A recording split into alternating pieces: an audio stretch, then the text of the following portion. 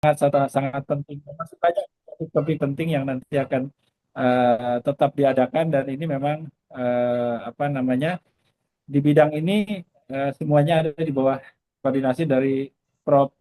Indah Suci ya. Terima kasih Prof. Indah Suci yang sudah memimpin eh, kegiatan-kegiatan webinar kita. Dan sekali lagi saya berharap mudah-mudahan topik ini akan sangat menarik buat semua pihak yang hadir ya, para partisipan yang hadir pada webinar ini. Dan tentu kita berterima kasih juga kepada yang mensupport kegiatan ini karena tanpa support dari teman-teman yang sudah mendukung tidak mungkin acara ini bisa dilaksanakan. Sekali lagi terima kasih kepada semuanya. Burung pelikan, burung cendrawasih, cukup sekian dan terima kasih. Assalamualaikum warahmatullahi wabarakatuh. Iya, ada dua. Terima kasih Dr. Wawan sebagai Ketua Umum Iluni FKUI untuk sambutannya. Untuk acara selanjutnya merupakan pemaparan materi dari expert yang akan dimoderatori oleh Profesor Dr. Indah Suci Widiahening, spesialis kedokteran keluarga layanan primer PhD. Susunan acara pada webinar kali ini terdiri dari sesi pertama mengenai mikroplastik dan pengendaliannya yang akan disampaikan oleh Ibu Afifah Rahmi Andini, Plastic Lead Researcher Greenpeace Indonesia. Dilanjutkan sesi kedua tentang pengaruh mikroplastik terhadap kesehatan dan kehidupan oleh Profesor Dr. Mutarudin Mansur, spesialis kedokteran okupasi, subspesialis toksikologi industri konsultan dari Departemen Ilmu Kedokteran Komunitas FKUI. Kemudian di sesi ketiga akan membahas bahaya mikroplastik terhadap fungsi otak oleh Dr. Kofisa Prawiro Harjo, spesialis neurologi, subspesialis neurodegeneratif dari Departemen Neurologi FKUI. Dan terakhir akan ada sesi tanya jawab yang akan memberikan kesempatan bagi para peserta untuk mengajukan pertanyaan langsung kepada narasumber. Untuk memasuki acara selanjutnya, saya persilahkan Profesor Dr. Indah Suci Widiahening untuk memandu webinar edukatif ini. Kepada Prof. Indah, saya persilahkan. Terima kasih Dr. Mariska akan ya sebagai MC kita hari ini. Ya, hari ini kita memiliki topik yang sangat menarik, saya kira dengan narasumber semuanya yang sudah para ahlinya ya dalam hal ini. Ya, dan kita memiliki 3 narasumber ya. Yang narasumber pertama saya akan share screen sebentar.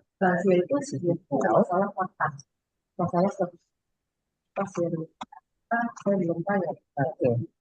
Ya, ini narasumber pertama kita adalah Ibu Afifah Rahmi Andini. Ya, beliau adalah Plastic Lead Researcher Greenpeace Indonesia. Ya, jadi kita tidak meragukan lagi keahlian beliau terkait bidang mikroplastik. Beliau memperoleh studinya, pendidikannya dari Universitas Diponegoro dan kemudian juga S2 Ilmu Lingkungan. Ya, kita persilakan Ibu Afifah untuk bisa menyampaikan materinya. Yang pertama, silakan.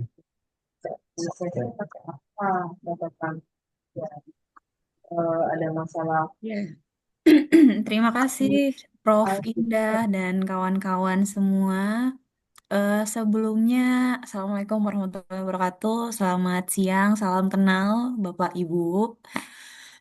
Mohon maaf, saya agak sedikit batuk ya. Jadi kalau suaranya kurang begitu jelas, nanti saya diinfokan saja. Mohon diulang Mbak Afifah gitu. Perkenalkan saya Afifah, eh, peneliti di kampanye plastik di Greenpeace Indonesia ya, yang beberapa tahun belakangan ini sebetulnya kerap bekerja bareng teman-teman UI ya, terutama dari teknik, mohon maaf, dari kimia murni dan juga kemarin 2 tahun, 3 tahun belakang lah ya, sedang bekerja sama juga dengan Dokter Pukovisa ya untuk mencari tahu dampak-dampak dan dampak-dampak kesehatan khususnya bagi manusia gitu ya, terkait si paparan mikroplastik ini. Nanti bisa dibedah lebih lanjut.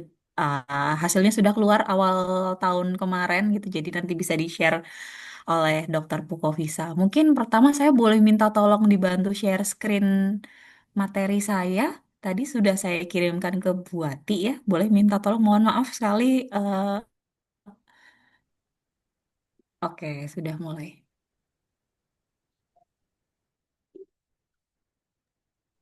Iya, jadi sudah muncul kan ya?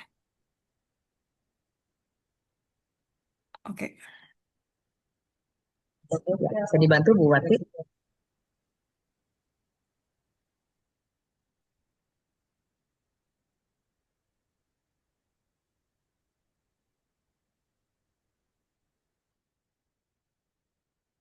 Sudah terlihat tuh. Iya, sudah terlihat Bu Wati, terima kasih ya. Ya, jadi saya izin mulai dari sini ya. Saya sedikit mungkin hanya memberikan setting konteks aja ya terkait mikroplastik yang sebulan belakangan jadi cukup heboh karena ada temuan dari kawan-kawan BRIN terkait mikroplastik di air hujan Jakarta.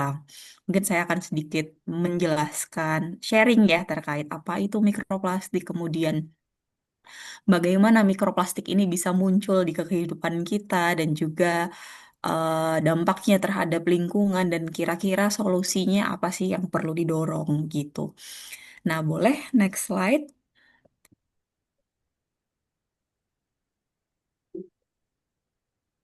Ya, saya mulai dari sini dulu. Jadi apa sih yang namanya mikroplastik itu? Jadi mikroplastik itu sebetulnya partikel plastik yang ukurannya sangat-sangat kecil gitu ya, di bawah 5 milimeter teman-teman gitu. Mungkin sulit ya kita bayangkan sekecil apa begitu. Analogi mudahnya yang sering kami sampaikan gitu ya.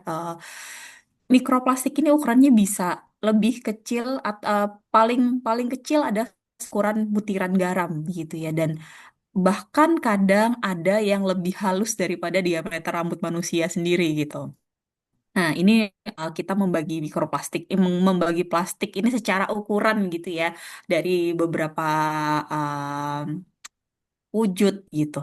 Ada yang berbentuk, ada yang berukuran nano, nano itu lebih kecil daripada si mikroplastik. Kemudian meso yang kita masih bisa melihat wujudnya seperti apa. Makro ini ya, ya yang biasa kita temukan sehari-hari di kehidupan kita di pasar, kemudian di rumah tangga kita dan lain sebagainya, dan juga yang megaplastik yang paling besar gitu. Nah, selain ukurannya yang kecil, si mikroplastik ini juga berbeda-beda dari sisi bentuk dan juga warnanya gitu. Bentuk artinya maksudnya secara morfologi gitu ya. Nah, si partikel plastik ini bentuknya bisa sangat banyak sekali ketika ditemukan di lingkungan ya. Ada yang berbentuk fragmen atau seperti pecahan-pecahan yang sudutnya tajam gitu. Kemudian ada yang berbentuk serat atau fiber gitu, yang bentuknya seperti benang halus gitu. Kemudian ada yang bentuk beads, film, dan juga ada yang bentuk granula gitu ya, bulat-bulat pellets gitu, dan juga ada yang berbentuk foam. Kalau dari warnanya sendiri juga banyak-banyak banyak sekali gitu ya, tergantung dari mana dia berasal gitu. Nah, boleh next slide. Nah, ini pada dasarnya mikroplastik itu terbentuk dari dua sumber utama gitu ya. Yang pertama sering disebut adalah mikroplastik primer gitu ya. Mikroplastik primer ini apa? Mikroplastik primer itu adalah plastik yang memang sedari awal dia diciptakan di pabrik gitu, dia dibuat berukuran mikro gitu ya, berukuran kecil gitu. Misalnya apa? Misalnya ini adalah microbeads yang sering ada di produk skincare, sabun, kemudian pasta gigi bahkan juga ada yang fungsinya itu kalau di personal care lebih ke seperti scrub gitu ya, membantu eksfoliasi kulit dan lain sebagainya gitu. Nah, ini memang dari awal digunakan material plastik yang kecil-kecil untuk fungsi-fungsi tersebut gitu. Kalau kalau teman-teman mungkin penasaran gitu ya, apakah di produk personal care-nya, produk skincare-nya gitu ada microbeads ini atau enggak, teman-teman bisa download aplikasi namanya Beat the Microbeads ya. Ada di Play Store gitu, boleh silahkan di-download. Nanti teman-teman tinggal scan aja di situ. Nanti ada pilihannya scan, lalu teman-teman tampilkan bagian komposisi produknya. Nanti di situ akan muncul bagian mana yang terindikasi itu adalah polimer plastik gitu. Bagian mana yang terindikasi, oh ini microbeads gitu.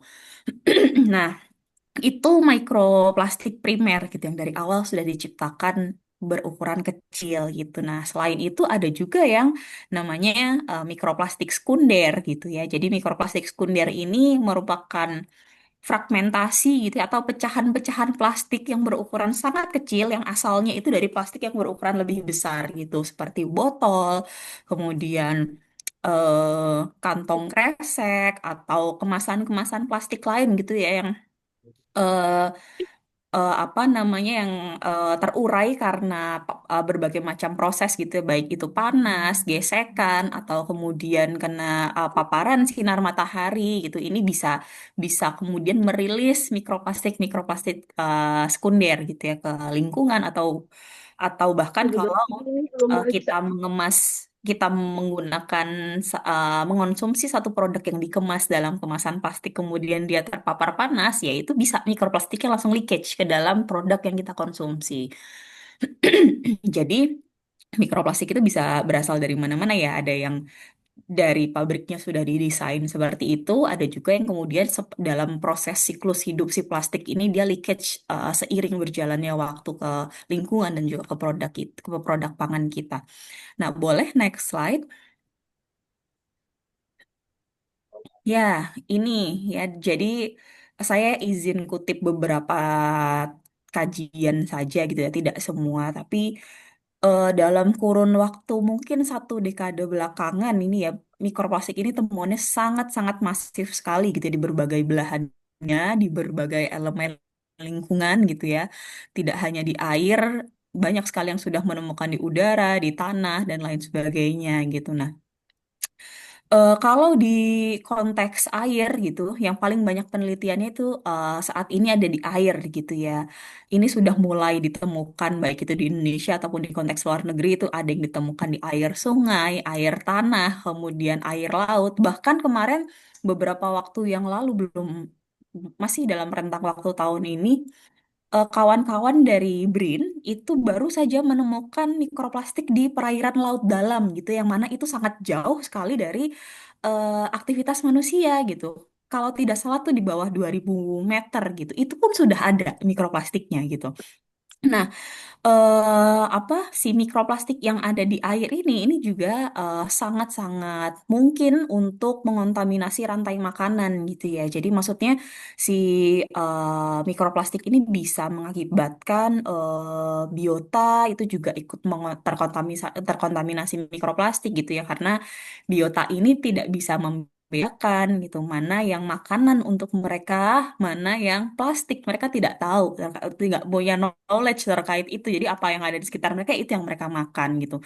Nah, kemudian selain air gitu juga sudah mulai ditemukan mikroplastik di tanah dan juga udara gitu. Kalau di tanah, temuan mikroplastik ini sangat mungkin untuk diserap oleh tumbuhan yang hidup di atasnya gitu. Dan kalau itu terserap oleh tanaman, maka dipikirkan ini dampaknya akan bisa mengganggu proses fotosintesa gitu ya. Ini risetnya juga baru-baru keluar gitu di tahun ini kalau ternyata mikroplastik itu bisa mengganggu proses fotosintesa tumbuhan gitu kalau dia terserap dari tanah ke uh, tumbuhan itu sendiri, dan itu sangat mungkin untuk terakumulasi dalam tumbuhan tersebut. Jadi kalaupun kita makan produk sayur ataupun buah gitu yang tanahnya sudah tercemar mikroplastik, sangat besar kemungkinan si kita sendiri ikut mengonsumsi plastik dari sorry mikroplastik dari produk-produk sayur dan buah-buahan itu gitu. Dan ini juga berkaitan dengan kita sebagai top predator gitu ya, yang memang memakan segala macam makanan gitu dari rantai makanan di bawah kita gitu. Makanya dengan adanya si mikroplastik di uh, di berbagai ekosistem dan juga apa namanya biota atau hewan-hewan atau tumbuhan yang hidup di dalamnya, maka tidak tidak menutup kemungkinan kalau si mikroplastik ini akan kembali dan terakumulasi ke dalam tubuh kita karena semua produk-produk tersebut kita konsumsi gitu. Nah, kemudian tadi yang sempat saya singgung di awal BRIN juga baru saja menemukan air hujan di Jakarta itu terkandung mikroplastik gitu ya. Nah, ini sebetulnya sangat-sangat make sense ya, teman-teman. Karena jauh sebelum temuan ini viral, BRIN itu sudah sering sekali menemukan mikroplastik di kawasan laut Jakarta gitu ya. Dan kita tahu kalau laut ini kan memang terkoneksi sama terkoneksi kemana-mana begitu ya. Maksudnya dengan ada yang namanya proses evaporasi gitu ya, atau proses terjadinya hujan yang menguapkan air laut dan lain sebagainya gitu. Nah, kalau memang mikroplastiknya ini sudah ditemukan di em, air lautnya gitu ya, tidak heran kalau kemudian hujan yang dihasilkan pun juga uh, ada kandungan mikroplastiknya, kurang lebih begitu. Nah, boleh next slide.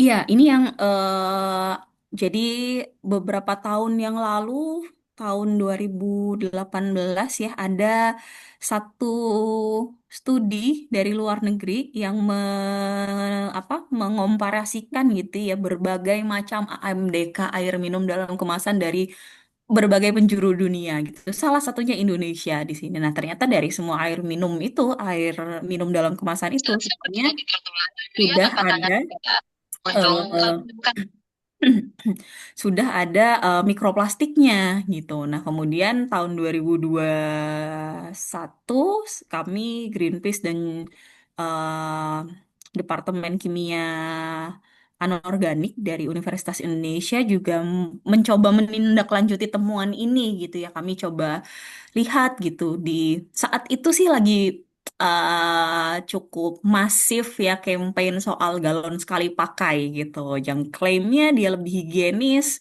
kemudian lebih aman gitu ya untuk tubuh. Nah, kami coba cek gitu di situ apakah ada kandungan mikroplastiknya atau tidak gitu. Kemudian kita bandingkan dengan eh, yang ada di 3 lokasi waktu itu, Sukabumi, kemudian Bogor, dan satu lagi saya lupa, Cipanas kalau nggak salah ya. Nah, kita ambil mata air sumber gitu dan kita komparasikan galon sekali pakai dan juga galon yang isi ulang gitu, galon guna ulang. Nah, ini yang kami temukan teman-teman. Jadi di galon sekali pakai yang jenisnya PET, Hmm. Itu kita temukan 85 sampai 95 juta partikel per galon gitu. Jenisnya didominasi oleh jenis PET, bersumber dari kemasannya sendiri gitu. Nah, kemudian yang isi ulang sama nasibnya juga, ada kontaminan sekitar 23 juta gitu ya, dengan apa, dengan dominasi jenis plastiknya itu polikarbonat sama dengan kemasan galonnya itu sendiri. Dan terakhir yang mata air kita juga temukan memang sudah terkontaminasi gitu ya, sekitar 22,5 juta partikel. Nah, 22,5 juta partikel ini per liter kalau saya tidak salah ingat ya gitu. Oh iya, betul-betul partikel per liter. Nah, ini jenis polimernya pun variatif. Nah, message-nya apa dari sini gitu? Kita temukan bahwa dari air sumbernya sendiri itu memang sudah tercemar mikroplastik gitu dengan jenis polimer yang macam-macam. Tapi dengan dia dikemas lagi dalam kemasan plastik, maka akan semakin menambah jumlah paparannya ke dalam produk yang kita konsumsi gitu. Apalagi kalau kita pakainya yang plastik yang sekali pakai, yang PET ini. Jumlahnya akan jauh lebih banyak karena plastik PET ini sifatnya memang sangat fragile ya. Jadi maka maka dari itu dia disarankan itu hanya digunakan untuk sekali pakai gitu. Karena dia selepas dari satu kali itu dia akan mudah merilis senyawa aditif ataupun ya ini yang baru-baru ini kita ketahui adalah si mikroplastik ini. Boleh next slide? Nah, ini satu fakta yang harus kita hadapi bersama-sama gitu ya, Kak. Jadi saya kutip satu studi yang memodelkan apa peta hotspot gitu ya, paparan mikroplastik di seluruh dunia. Dan ternyata Indonesia adalah eh, konsumen tertinggi mikroplastik di dunia gitu. Di sini ada beberapa negara yang dilihat dari berbagai macam sumber intake mikroplastiknya, baik itu dari apa makanan yang dikonsumsi ataupun dari lingkungan udaranya, apakah sudah tercemar atau mikroplastik atau belum itu, dan dimodelkan kira-kira seberapa banyak yang masuk ke dalam tubuh manusia. Dan ternyata Indonesia nomor satu gitu dengan angka konsumsi sekitar 15 gram per bulan gitu. Nah, boleh next slide.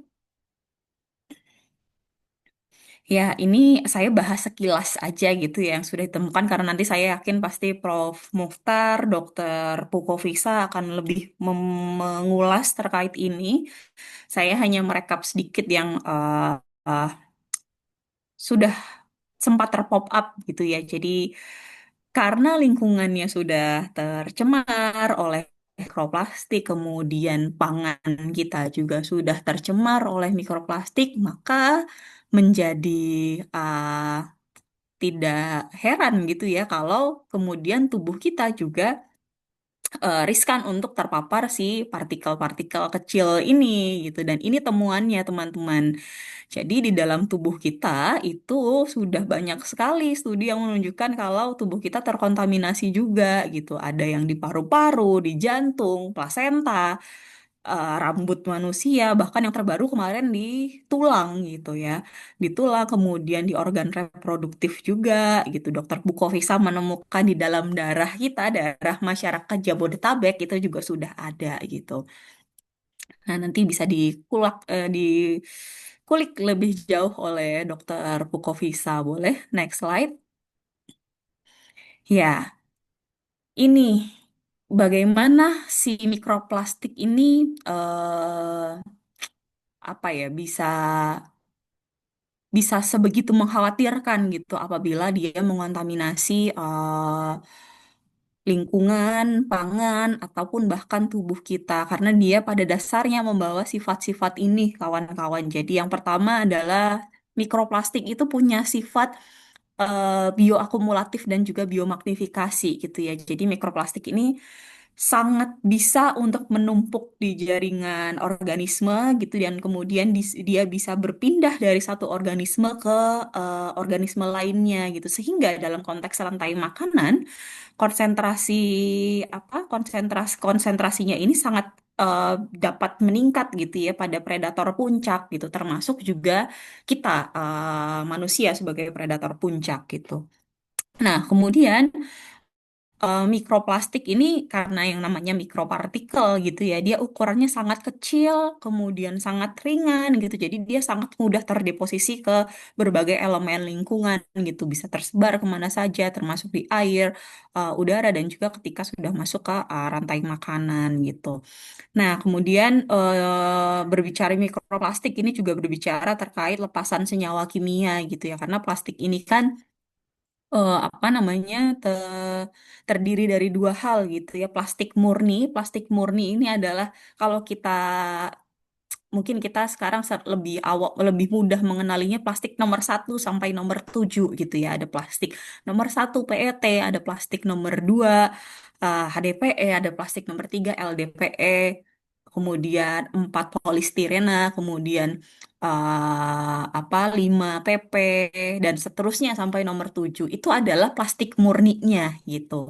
Nah, tapi dalam plastik sendiri itu di dalamnya juga ada puluhan atau bahkan ratusan chemicals aditif gitu, atau bahan aditif yang memang eh, sengaja dimasukkan untuk membentuk sifat dari sebuah plastik gitu ya. Misal BPA gitu. BPA itu memang dibutuhkan untuk plastik jenis eh apa?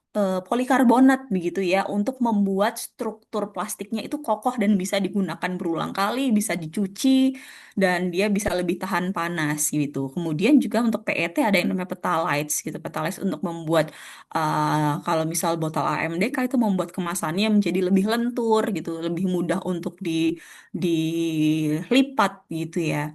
Dan juga masih ada banyak sekali chemicals aditif yang lain, plasticizer dan lain sebagainya gitu. Nah, chemicals aditif ini yang dipikirkan juga akan memperparah memperparah situasinya, kegentingannya gitu ya. Karena kalau ini sudah masuk, mungkin plastik murni atau fisik plastiknya si PET, kemudian dan teman-temannya tadi yang sampai nomor 7 itu mungkin bisa rilis gitu lewat urin gitu, lewat feses gitu. Tapi eh, yang masih menjadi tanda tanya itu adalah si chemicals aditifnya gitu.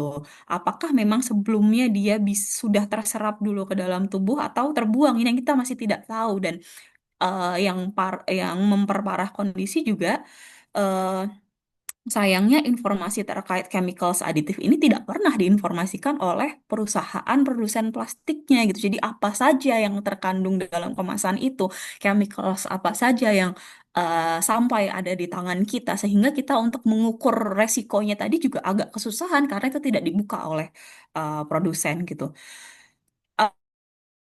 Agak panjang, mohon maaf yang lepasan senyawa kimia. Kemudian selain itu, mikroplastik itu juga punya sifat yang namanya vektor polutan, teman-teman. Jadi, mikroplastik yang ada di Dan mau itu, tapi nomor itu nggak bisa polmi.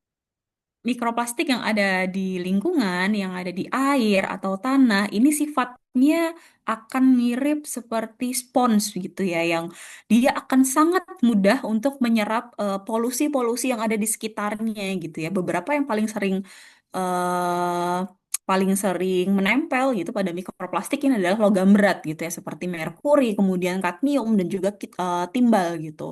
Nah, di luar itu juga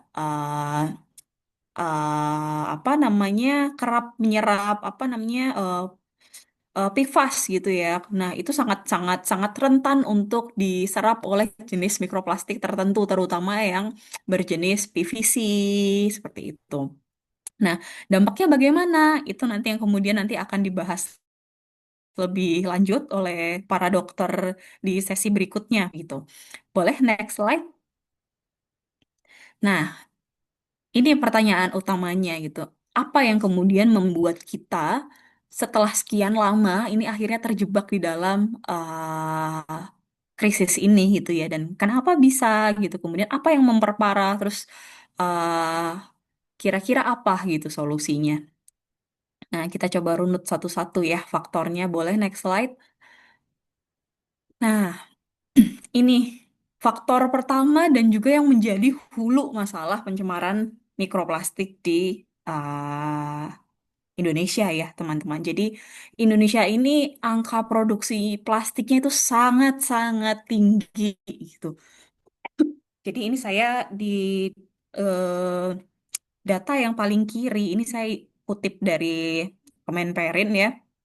Jadi produksi plastik kita itu di 2025 sudah mencapai 7,36 juta ton gitu ya. Dan angka ini akan diproyeksikan nanti terus meningkat sampai 2030 gitu. Nah, dari angka 7 juta tadi, salah satu sektor utama yang paling eh, berkontribusi di di produksinya itu adalah industri kemasan. Nah, ini share-nya ini hampir 35% gitu ya dari total produksi gitu. Dan angka ini 35% ini untuk jenis kemasan yang rata-rata sekali pakai ini eh, angka rata-ratanya lebih tinggi daripada angka rata-rata penggunaan plastik secara global gitu. Sorry, rata-rata penggunaan kemasan plastik secara global gitu. Dan jika kita bandingkan dengan sektor plastik yang lainnya seperti otomotif, kemudian pipa atau perabotan rumah tangga gitu ya, si plastik kemasan ini punya masa pakai atau siklus pakai yang jauh lebih singkat gitu sebelum akhirnya dia menjadi sampah gitu. Kalau kita bandingkan dengan plastik-plastik lainnya gitu. Jadi kita tangkap masalahnya ada di sini. Produksinya sangat masif, kemudian pemakaiannya hanya sesaat, maksimal 1-2 jam sampai akhirnya dia berakhir di tempat sampah gitu. Dan konsekuensinya apa? Next slide. Ini yang jadi permasalahan kedua dan juga sekaligus jadi konsekuensi ya dari permasalahan pertama tadi gitu. Nah, produksi plastiknya tinggi, ini juga akhirnya bikin timbulan sampah plastiknya itu juga terus membludak dari tahun ke tahun gitu. Nah, ini ada data dari yang sebelah kiri, ini data dari apa dari SIPSN gitu, data persampahan KLHK gitu. Jadi eh sejalan ya dengan produksinya tadi. Kalau si produksi timbulan sampah plastiknya ini terus meningkat dari tahun ke tahun dan ini di tahun 2019 saja sudah sampai 4,38 juta ton, naik jadi 7,8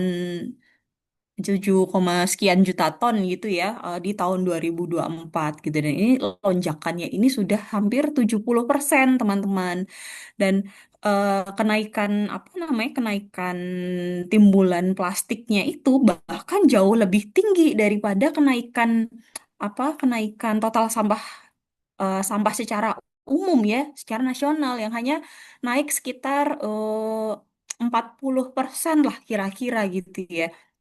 Nah, jadi kita lihat di sini ya pertumbuhannya sedemikian rupa gitu.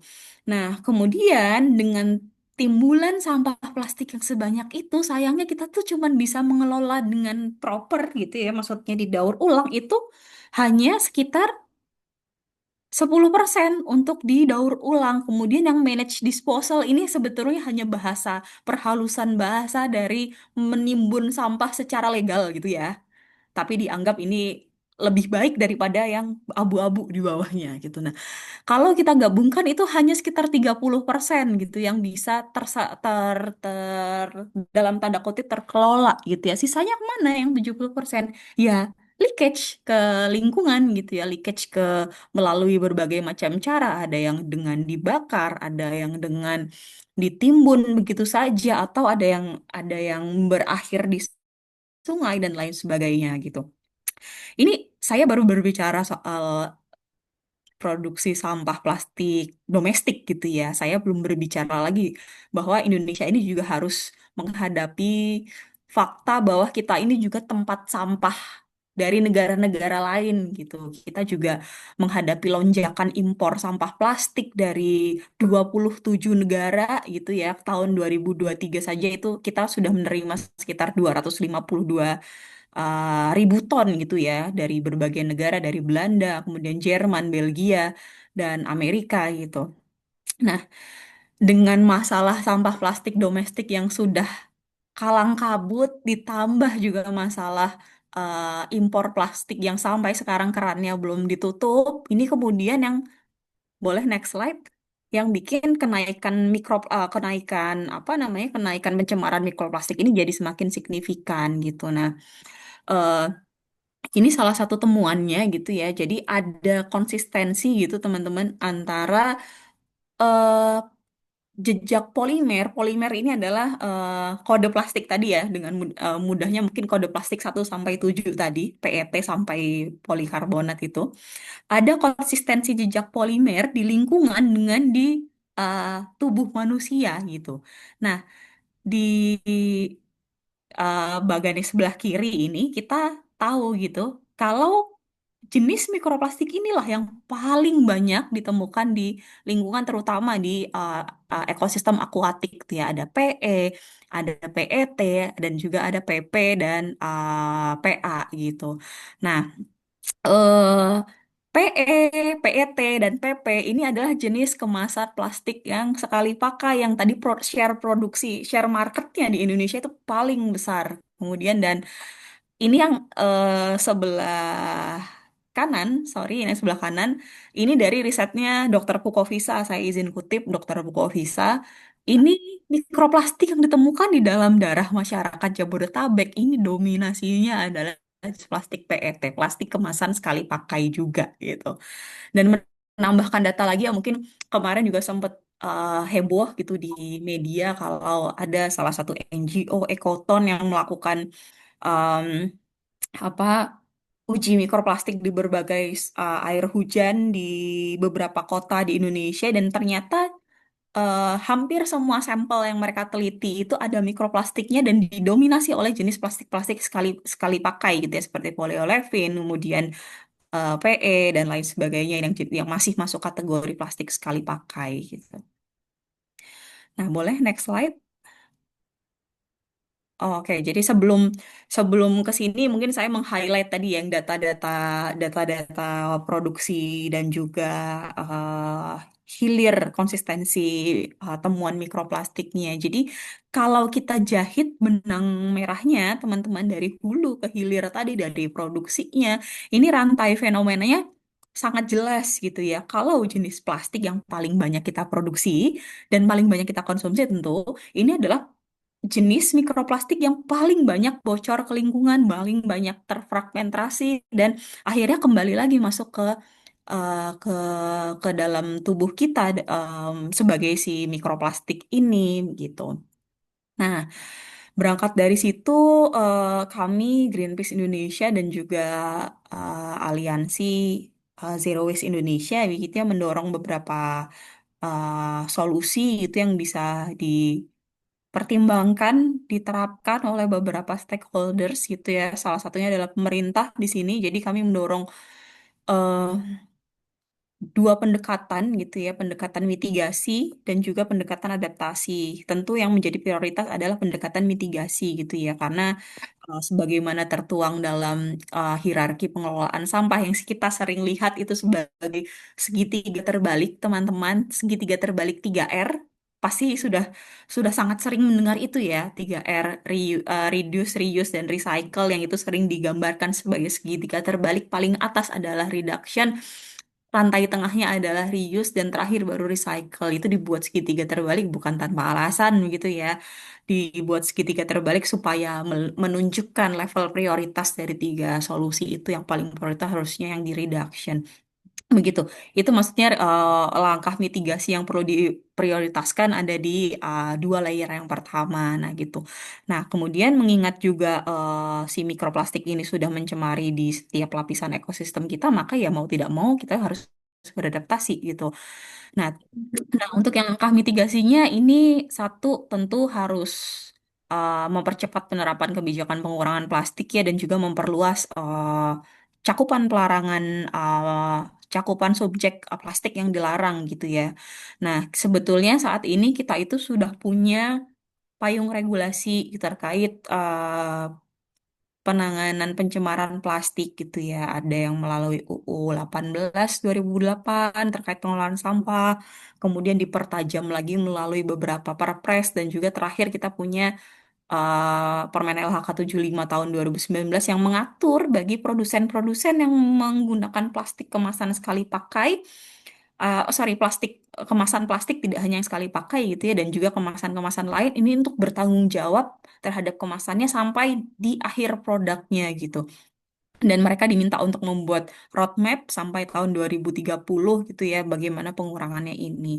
Nah, sayangnya dalam aturan itu eh baru diatur pelarangan plastik itu untuk 4 jenis plastik ya. Ada sachet, kemudian kantong kresek, sedotan, dan juga em, botol plastik yang berukuran kecil di bawah, tidak hanya botol plastik kemasan ya, kemasan yang berukuran di bawah 100 mili itu akan larang penggunaannya tapi tahun 2030 gitu. Nah, sedangkan eskalasi masalahnya sudah sedemikian rupa, mikroplastik sudah di mana-mana gitu, bahkan di dalam tubuh kita. Apa iya kita harus nunggu 2030 dulu gitu? Baru kemudian plastik-plastik itu dibatasi gitu. Nah, itu satu, waktunya timeline-nya masih sangat panjang gitu. Kemudian jenis plastik yang dibatasi juga masih parsial gitu, tidak mencakup semua jenis kemasan plastik yang sekali pakai. Apalagi tadi yang PET yang jelas-jelas sudah mengontaminasi tubuh kita saja itu tidak dimasukkan regulasi sama sekali gitu. Nah, kemudian solusinya bagaimana? Yang kedua, ya ini transisi ke sistem kemasan guna ulang ini juga harus diberikan payung regulasinya secara spesifik gitu karena solusi guna ulang ini bisa memangkas resiko pencemaran sampah gitu ya dari hulunya karena dengan menggunakan sistem kemasan guna ulang ini akan menjaga loopnya tetap seperti itu gitu. Jadi loopnya hanya akan hanya akan berputar pada saat proses pasca pasca apa namanya pasca produksi kemudian dimanfaatkan kembali, dibersihkan dan lain sebagainya dan tidak akan ada proses produksi yang baru gitu.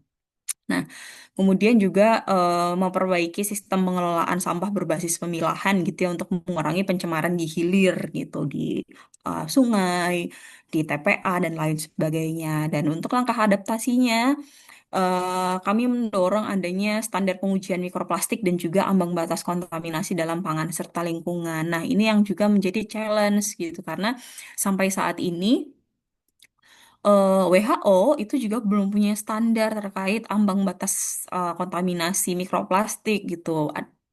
Pun juga negara-negara lain itu belum ada yang punya standar ini. Tapi beberapa negara itu sudah one step ahead gitu ya. Mereka sudah mulai membuat apa namanya semacam pemantauan gitu kebijakan yang mewajibkan apa namanya pemerintahnya mereka gitu untuk melakukan pemantauan rutin di lingkungan baik itu di air ataupun di udara ataupun di tanah gitu mereka diminta rutin yang nanti hasil pemantauannya itu akan digunakan sebagai baseline data untuk menentukan ambang baku mutunya tadi gitu seberapa besar mikroplastik yang ada di lingkungan atau di tubuh kita ini bisa ditoleransi gitu.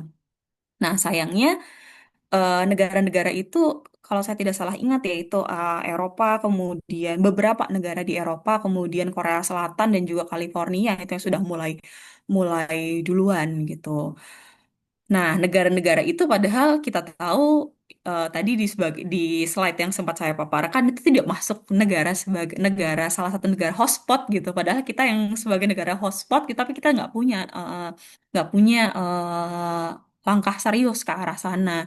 Ini cukup disayangkan sih karena sebetulnya banyak sekali lembaga, baik itu lembaga pemerintahan ataupun lembaga non pemerintahan yang sudah melakukan kajian pemantauan mikroplastik ini gitu. Contoh yang tadi saya sering sebut-sebut BRIN itu BRIN ah, sudah belasan tahun ya dia meneliti terkait mikroplastik. Kemudian teman-teman di NGO juga banyak sekali yang sudah meneliti mikroplastik. Tapi sayangnya belum ada willingness gitu untuk menghimpun atau mengkoordinat data-data tersebut supaya bisa di dipertimbangkan untuk menjadi apa namanya acuan baku mutu gitu. Itu yang harusnya pemerintah Indonesia lakukan juga gitu. Nah, kemudian yang terakhir ini menerapkan prinsip polluter pay gitu yang memastikan kalau produsen-produsen ini bertanggung jawab terhadap apa namanya dampak-dampak lingkungan yang mereka hasilkan gitu. Nah, Waktunya 2 menit lagi ya, Mbak Viva. oke, terima kasih remindernya. Jadi saya persingkat aja ini tinggal dikit kok, tinggal satu dua slide lagi. Itu ini yang jadi untuk polluter space ini maksudnya apa? Maksudnya ini adalah industri-industri yang memproduksi plastik ini harusnya juga dikenakan apa namanya disinsentif gitu ya melalui berbagai macam instrumen gitu yang mana mereka harus menginternalisasi itu dampak-dampak lingkungan yang mereka timbulkan gitu. Termasuk kalau misal sekarang ya contoh kalau ada dampak lingkungan yang muncul ini kan akhirnya masyarakat sendiri yang harus melakukan upaya-upaya survival gitu. Kayak contoh mungkin di berbagai di rumah-rumah kita sudah ada filter air khusus gitu yang kita gunakan supaya kita bisa bisa minum air yang mungkin bebas polutan, bebas mikroplastik begitu. Nah, kemudian ini contohnya mirip kayak polusi udara gitu ya.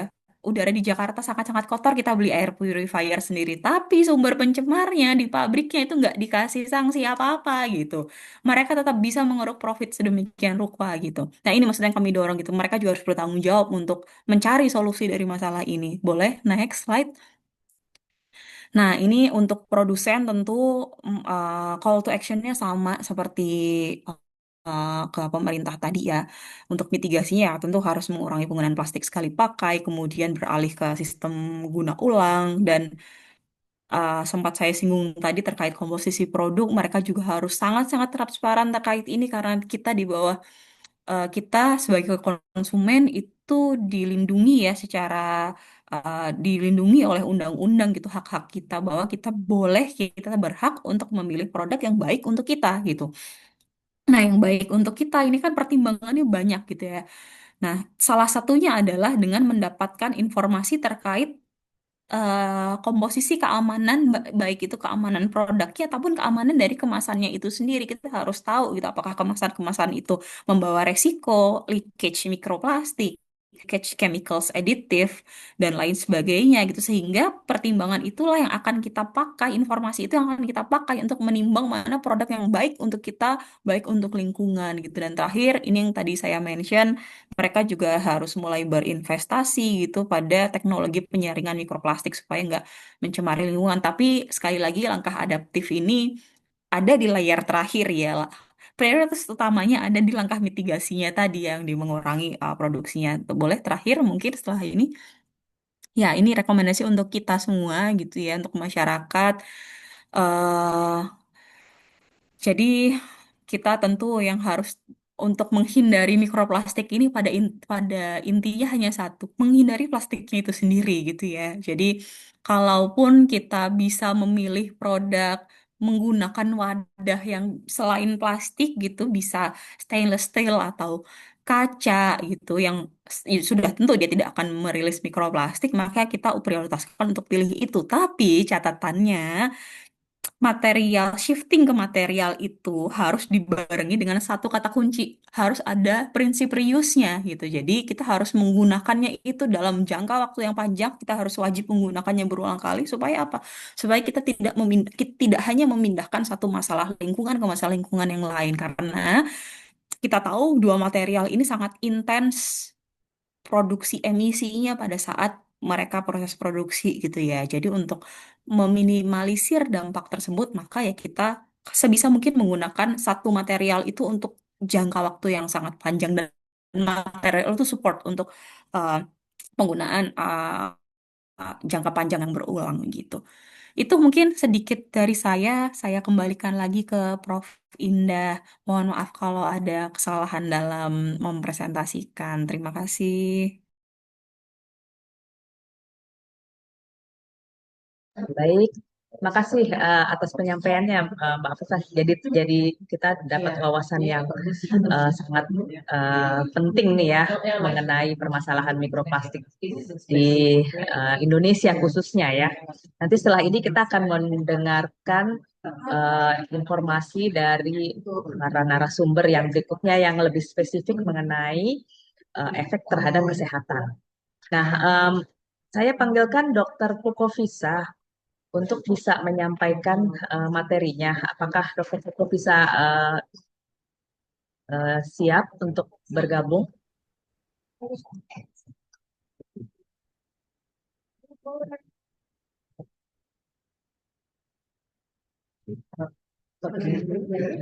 Dokter Pukovisa udah di ruangan tadi. Iya, tadi sudah di ruangan. Saya lihat, tapi memang tadi beliau minta jadi pembicara kedua, maka kami beri kesempatan. Oh, kalau begitu mungkin saya silakan Dokter Mustarudin sesuai rencana, Prof, itu untuk menyampaikan materi mengenai efek mikroplastik terhadap kesehatan ya, dan silakan Prof. Muhtarudin. Saya kira Prof. Muhtarudin ini kita tidak perlu perkenalkan lagi ya. Prof. Muhtarudin adalah guru besar di Fakultas Kedokteran Indonesia dan beliau adalah ahli dalam bidang kedokteran okupasi, khususnya di bidang toksikologi. Ya, silakan Prof. Muhtarudin. Baik, terima kasih Prof. Indah. Ya, saya udah mempersilahkan Dokter Pukovisa sebetulnya untuk pembicara kedua karena beliau harus ke bandara ya. Assalamualaikum warahmatullahi wabarakatuh. Salam sehat, salam sejahtera untuk kita semua. Alhamdulillah nih Bu Afifah. Jadi saya bisa lanjut ke ini, ke slide nanti lompat ya. Jadi saya seperti disampaikan tadi, ini merupakan alumni IUNI FK 83. Wah, bisa dihitung tuh ya. Prof. Uci itu jauh di bawah saya. Dan Untuk itu saya akan langsung aja ke slide ketiga. Saya kira Mbak Wati tolong. Jadi karena tadi pengenalan mengenai mikroplastik sudah jelas, pengertiannya juga sudah disampaikan ya. Kemudian yang penting di sini adalah ada juga disebut nanoplastik ya, karena ukurannya yang kurang dari 5 mikrogram, 5 mikrometer maksud saya, mikrogram, 5 mikrometer itu tentu mempunyai efek yang berbeda karena kontaknya dengan jaringan tubuh menjadi lebih besar. Lanjut saja ke ini juga sudah dijelaskan tadi, lanjut saja. Lanjut sampai ke berikutnya. Lanjut saja. Lanjut, lanjut, lanjut terus saja. Ya, nah ini salah satu hal penting yang menjadi perhatian kita adalah bagaimana kita jangan sampai memperbesar tingkat pajanan. Ya, pertama adalah dari gaya hidup. Memang sih kemasan-kemasan itu indah, glowing, mengkilat, ya, yang kemudian dapat meningkatkan pajanan tadi melalui penggunaan produk sehari-hari. Lalu kemudian hal yang tidak kalah penting adalah lingkungan kerja. Lingkungan kerja tadi disebut ada sebagai sumber mikroplastik primer, jadi kita nggak bisa menghindari itu ketika produksi produksi berbahan baku dan produk plastik di tempat kerja, tetapi juga tempat kerja juga bisa sebagai sumber mikroplastik sekunder karena penggunaan-penggunaan di luar operasional atau di luar proses produksi itu sendiri. Dan kemudian juga yang menjadi hal penting juga adalah lokasi geografis. Ya, pada umumnya daerah pesisir dan urban itu pasti akan lebih besar risiko untuk mendapatkan pajanan mikroplastik tadi. Sehingga wajar ketika misalnya di kota-kota besar dengan kendaraan yang banyak. Karena apa? Salah satu sumber mikroplastik sekunder yang cukup signifikan itu adalah dari gesekan ban kendaraan, entah itu motor, entah itu mobil. Dan itu juga kemudian yang terkait dengan kendaraan listrik yang semakin meningkat saat ini. Bukan berarti kemudian dengan uh, produksi karbonnya itu menjadi nol. Secara teoritis memang dalam pergerakan motornya demikian. Tetapi kita mesti ingat misalnya bahwa beban kendaraan listrik itu, berat kendaraan listrik itu jauh lebih besar dari kendaraan yang reguler. Sehingga gesekan ban dengan jalan itu jauh lebih besar sehingga menghasilkan polusi, termasuk bahan plastik yang terkandung itu juga menjadi lebih besar. Lanjut saja sekaligus ke, nah, dengan pajanan yang dapat terjadi, tadi dapat di udara, dapat di tanah dan air, ya, itu kemudian akan masuk ke dalam tubuh. Di paru-paru terhisap, ada dua hal yang penting. Pertama adalah respon segera, ya, dalam bentuk peradangan dan respon imun yang menyebabkan reaksi, entah itu asma dan agak delay bisa menjadi bronkitis. Sementara plastik termasuk mikroplastik, ini adalah satu benda yang mempunyai kemampuan ketahanan durabilitas yang tinggi, makanya dipakai kan. Sehingga apa? Di satu pihak memang dalam fungsinya untuk berbagai kepentingan memang bagus, tetapi justru efek kesehatannya menjadi lebih besar karena terakumulasi di dalam tubuh, sulit terbuang secara alami. Dan inilah yang kemudian merusak, walaupun sampai saat ini belum tahu betul seperti apa mekanisme patofisiologis yang menyebabkan gangguan-gangguan tadi. Ya, kalau misalnya kita melihat misalnya asbestos, itu jelas ada reaksi tubuh yang langsung membuat proses fagositosis namanya, menangkap asbestos sebagai benda asing, kemudian progresif menjadi keganasan. Nah, sementara di mikroplastik ini belum ditemukan hal yang demikian, tetapi kontaknya dengan sel, dengan dinding sel, itu yang kemudian menyebabkan pelepasan-pelepasan kimia seperti yang disampaikan oleh Bu Afifah tadi. Ya, untuk itu kemudian akumulasi inilah yang kemudian akan menyebabkan proses-proses dan tergantung betul. Tadi udah disebutkan ada polietilen, polyethylene terephthalate, dan kemudian berbagai polimer-polimer, jadi sangat tergantung, dan diantaranya itu merupakan suatu bahan-bahan yang bersifat karsinogenik yang menyebabkan kanker. Inilah yang kemudian terjadi gangguan-gangguan sampai terjadi gangguan keganasan tadi. Lanjut saja. Dan kemudian kita lihat pengaruhnya juga tidak kecil terhadap apa? Perubahan mikrobiota. Kita tahu kan di tubuh itu ada komponen mikroflora yang positif dan memang ada yang negatif. Nah, dengan masuknya mikroplastik ini ke dalam usus, kemudian diserap,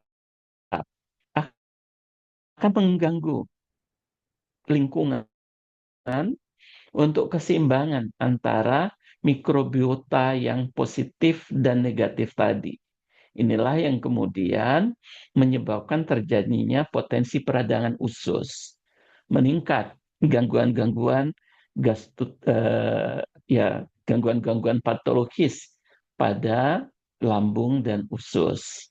Dan ini yang kemudian juga ketika masuk melalui pencernaan, masuk secara sistemik ke dalam pembuluh darah dan organ-organ lainnya, itu menyebabkan efek toksik yang bersifat sistemik. Salah satunya kemudian kita dapat mengenal apa yang disebut dengan kekacauan endokrin, endokrin disruptors.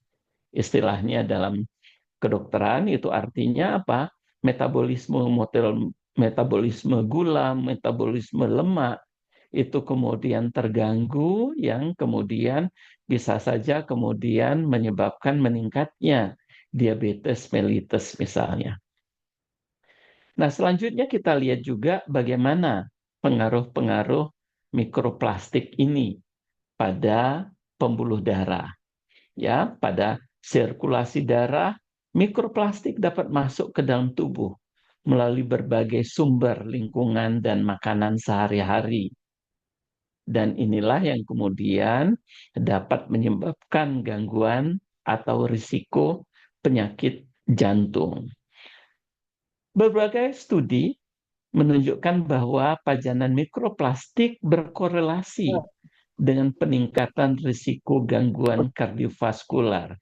Jadi malah saya menambahkan cerebrokardiovaskular dan penyakit jantung. Nanti mengenai cerebrovaskular, Dr. Pukovisa dari penelitiannya akan lebih menjelaskan.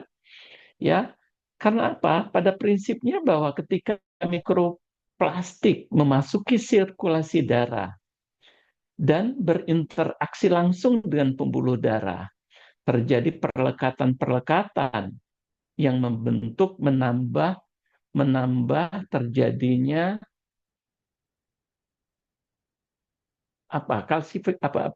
perkapuran-perkapuran di dalam dinding-dinding darah.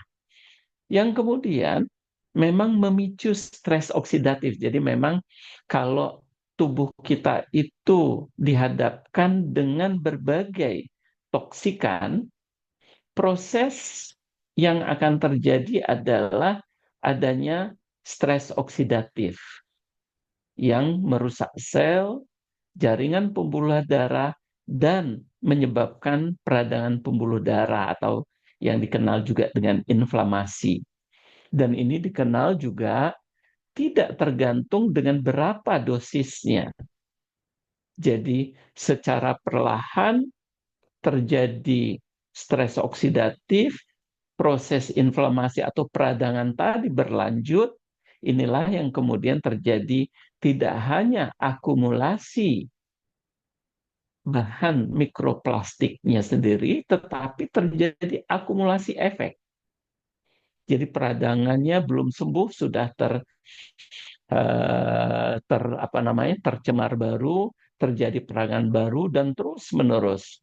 Dan inilah yang kemudian menyebabkan penyumbatan, menyebabkan penyempitan, yang pada akhirnya tergantung di mana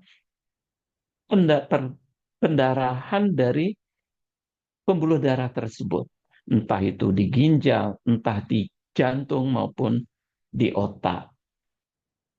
Bapak Ibu sekalian, kita lihat pada slide berikutnya bahwa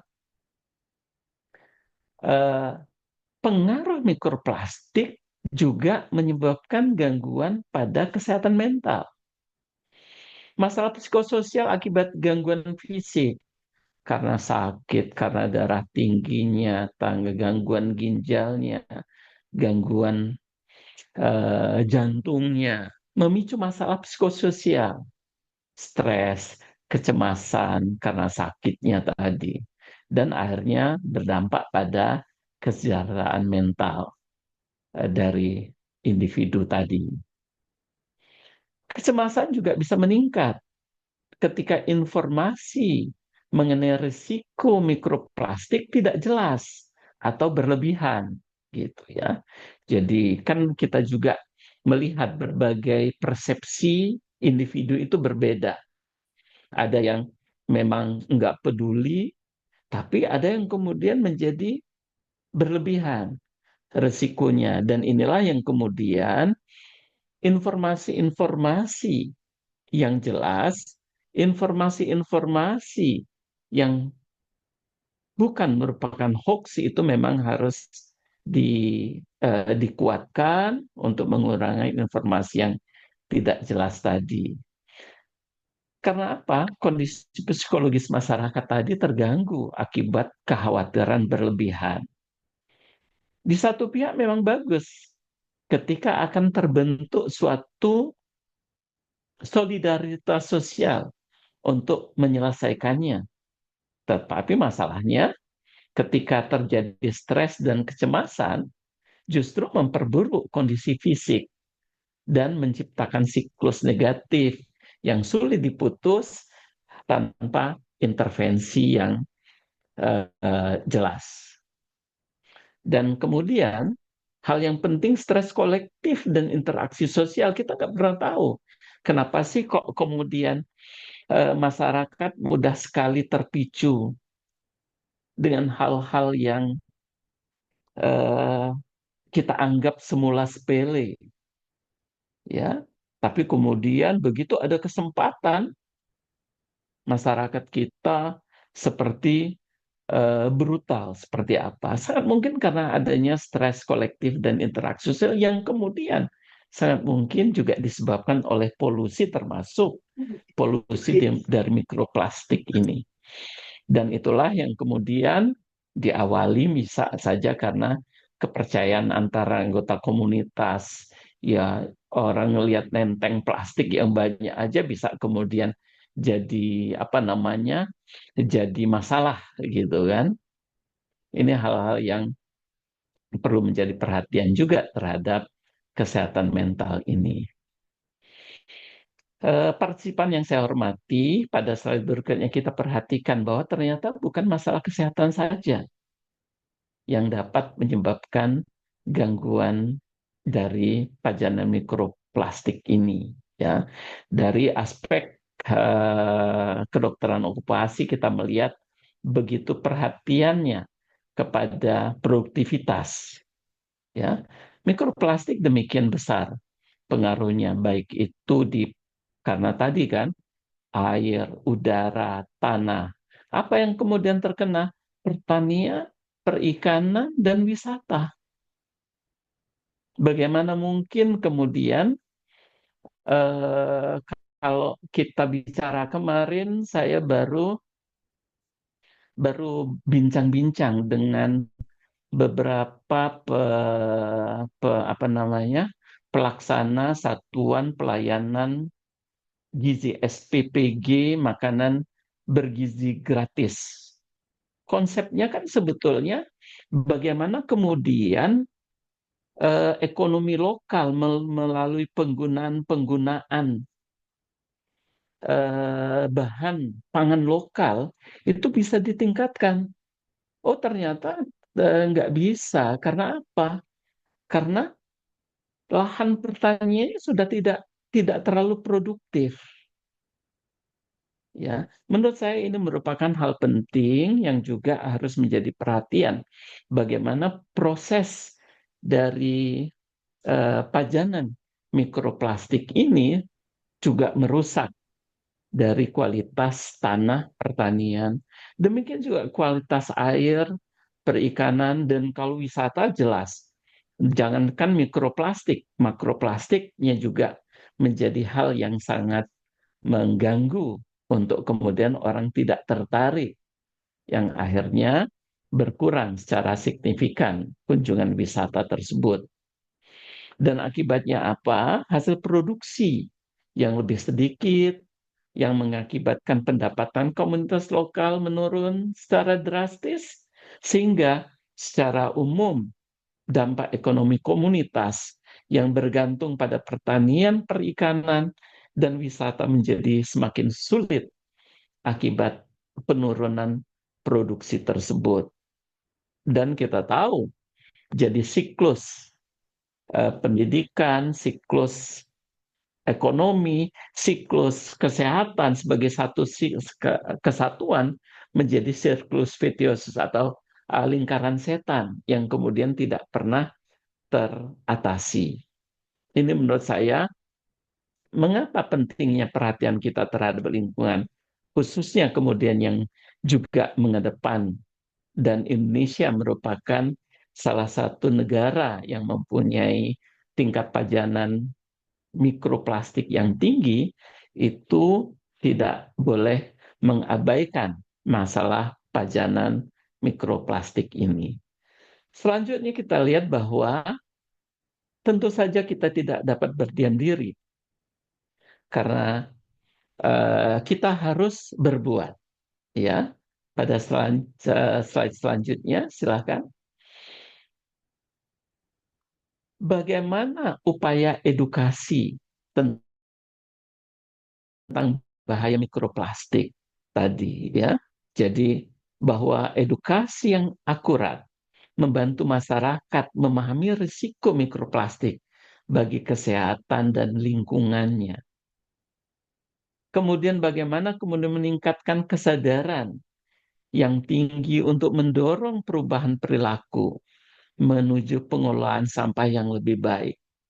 Saya sayang beberapa minggu yang lalu saya kebetulan bisa melihat dari bagian atas bangunan, kemudian saya ngambil foto di pinggir sungai, itu kan kelihatan betul bagaimana sampah plastik itu mulai dari atap bagi rumah yang lebih rendah dari bangunan yang lebih tinggi sampai kemudian di tepian sungai dan sungainya itu terlihat betul urutan bahwa memang kebiasaan untuk memudahkan pembuangan sampah itu terlihat. Ini merupakan bentuk perilaku yang perlu kita tingkatkan tanggung jawabnya. Karena dengan perilaku yang bertanggung jawab, membantu mengurangi dampak mikroplastik di lingkungan sekitar. Dan inilah juga kemudian, kalau tadi saya sebutkan, alih-alih akan terjadinya peluang solidaritas, tapi malah terjadi stres kolektif. Nah, peluang solidaritas inilah yang kemudian harus kita dorong, ya, supaya apa? Komunitas itu kemudian membangun solidaritas, membangun aksi untuk melakukan secara bersama-sama mengatasi polusi mikroplastik ini. Bapak Ibu yang saya hormati, pada slide berikutnya kita melihat, saya setuju tadi disampaikan oleh Bu Afifah ya, mengenai bagaimana peran pemerintah. Tetapi perubahan gaya hidup dan perilaku konsumsi ini juga memang merupakan hal yang sangat penting. Kesadaran tentang mikroplastik ini tentu saja kita harapkan pengurangan plastik sekali pakai dalam kehidupan sehari-hari. Ya. Kemudian produk ramah lingkungan menjadi prioritas untuk mengurangi dampak mikroplastik. Walaupun memang ketika kita sebut katakanlah menggunakan daun pisang misalnya, lebih susah banget mendapatkannya. Tetapi kemudian tentu saja bagaimana kita mengurangi penggunaannya dan berusaha untuk penggunaan jenis plastik yang berbeda. Kita tadi melihat bagaimana jenis-jenis plastik pada umumnya yang dapat mempunyai kandungan-kandungan bahan kimia yang lebih berbahaya dengan kandungan yang lebih kurang berbahaya, dan kemudian kebersihan lingkungan dan meningkatnya perhatian terhadap kebersihan lingkungan menjadi bagian dari perubahan nyata untuk mengurangi pajanan mikroplastik ini. Selanjutnya silakan kita melihat bahwa regulasi pengendalian pajanan mikroplastik, betul penelitian tadi, hemat saya memang akan sangat menjadi tantangan untuk membuat suatu nilai ambang batas bagi mikroplastik, apalagi kemudian kita mengenal perkembangan-perkembangan nanoplastik pada kosmetik misalnya. Penggunaan nanoplastik pada industri-industri untuk meningkatkan kualitas suatu produk. Itu akan membuat tantangan tersendiri dalam menentukan nilai ambang batas atau batas rekomendasi pajanan. Karena apa? Karena jumlah pajanan itu tidak lagi ditentukan oleh berapa banyak yang masuk, karena semakin kecil partikelnya, maka dengan jumlah yang lebih kecil itu dapat tetap memberikan kontak dengan sel di dalam tubuh itu dalam jumlah yang banyak. Tetapi yang penting adalah bagaimana melalui aturan yang ketat untuk mengurangi produksi dan pembuangan mikroplastik secara signifikan. Dan daripada kemudian atau kombinasi dengan memberikan denda katakanlah, tetapi juga dibarengi dengan insentif untuk penggunaan alternatif. Dengan mendorong penggunaan bahan alternatif yang ramah lingkungan, dan mengurangi ketergantungan pada plastik itu katakanlah seperti yang terkait dengan bahan minuman berbahan pemanis. Itu kan akan didorong demikian, dan demikian saya kira dapat diberlakukan juga insentif untuk pengguna alternatif pada mikroplastik ini. Baik, saya kira beberapa hal pada slide selanjutnya itu dapat kita pahami dalam bentuk ringkasan ini bahwa mikroplastik tersebar luas di lingkungan dalam bentuk sumber primer, produk industri dan prosesnya, sumber sekunder dalam degradasi plastik yang mencemari air, tanah, dan udara sehingga masuk ke rantai makanan ke dalam tubuh manusia.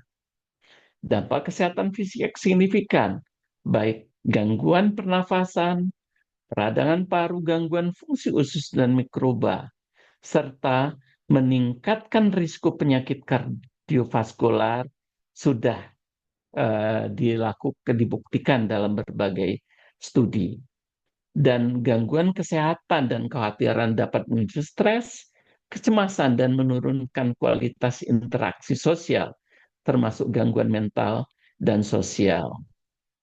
Dan saat ini juga belum dapat kita ketahui terbatas rekomendasi pajanan, tetapi yang terpenting adalah bagaimana kita mengurangi pajanan tersebut.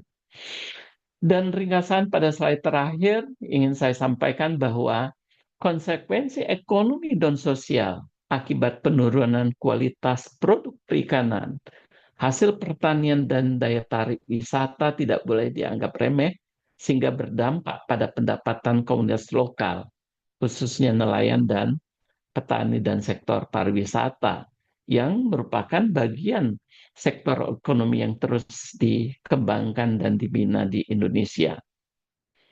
Pentingnya edukasi, kebijakan, dan perubahan perilaku melalui edukasi publik, regulasi yang ketat, pengurangan plastik sekali pakai, serta dukungan komunitas menjadi kunci untuk mengurangi pajanan mikroplastik dan menjaga kesehatan serta kesejahteraan masyarakat.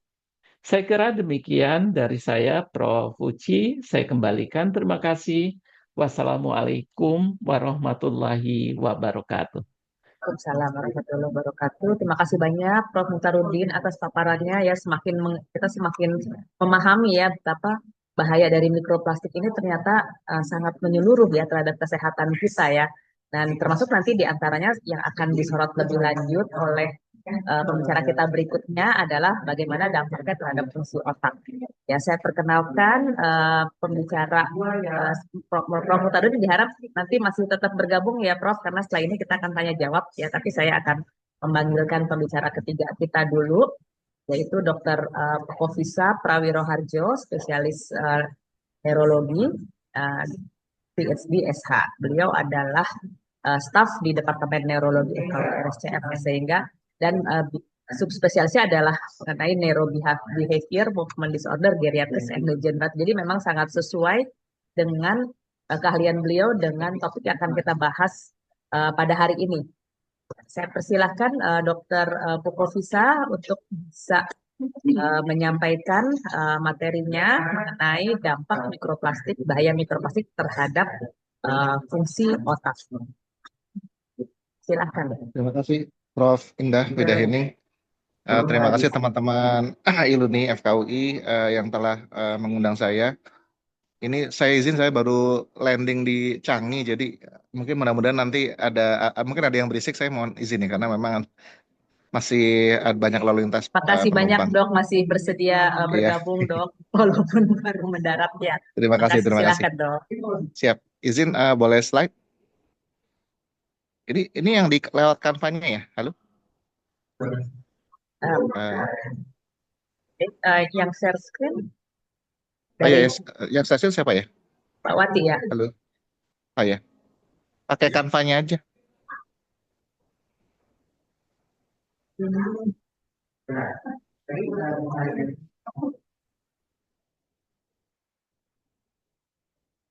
Oke. Ya, terima kasih juga Prof. Mukhtarudin dan juga Mbak Afifah yang sebelumnya sudah presentasi. Jadi lebih ringan tugas saya, tidak perlu menjelaskan banyak lagi tentang mikroplastik kali ya. Jadi mungkin langsung saja. Eh, Waktu itu kami memang dihubungi Greenpeace. Lanjut slide, boleh? Di tahun 2021 dan awalnya sebenarnya yang menghubungi saya adalah Pak Agustino Zulis dari Fakultas Matematika dan IPA. Beliau sebelumnya pernah berkolaborasi dengan Mbak Afifa dan Greenpeace Indonesia terkait meneliti kandungan mikroplastik di AMDK ya, atau air minum dalam kemasan, yang memang keahlian beliau dari MIPA itu dengan timnya ini, tim labnya, itu mampu mengekstrak ya cairan-cairan yang ada dalam kemasan itu untuk dilihat mikroplastiknya sejauh apa saja jenisnya dan kemudian eh, jumlah partikelnya berapa ya. Menggunakan teknologi Raman ya. Beliau yang sebenarnya lebih ahli untuk menjelaskan nanti metodologi dari sisi mengekstrak mikroplastiknya. Lalu kemudian ada niatan dari Greenpeace Indonesia untuk mencari dampaknya di kesehatan. Dan karena saya berkawan lama dengan Pak Agus Nazulis, terus beliau menghubungi saya. Dan kemudian saya mencari memang waktu itu masih terbatas waktu tahun 2021 itu publikasi tentang kesehatan di mikroplastik ini lebih banyak di hewan coba.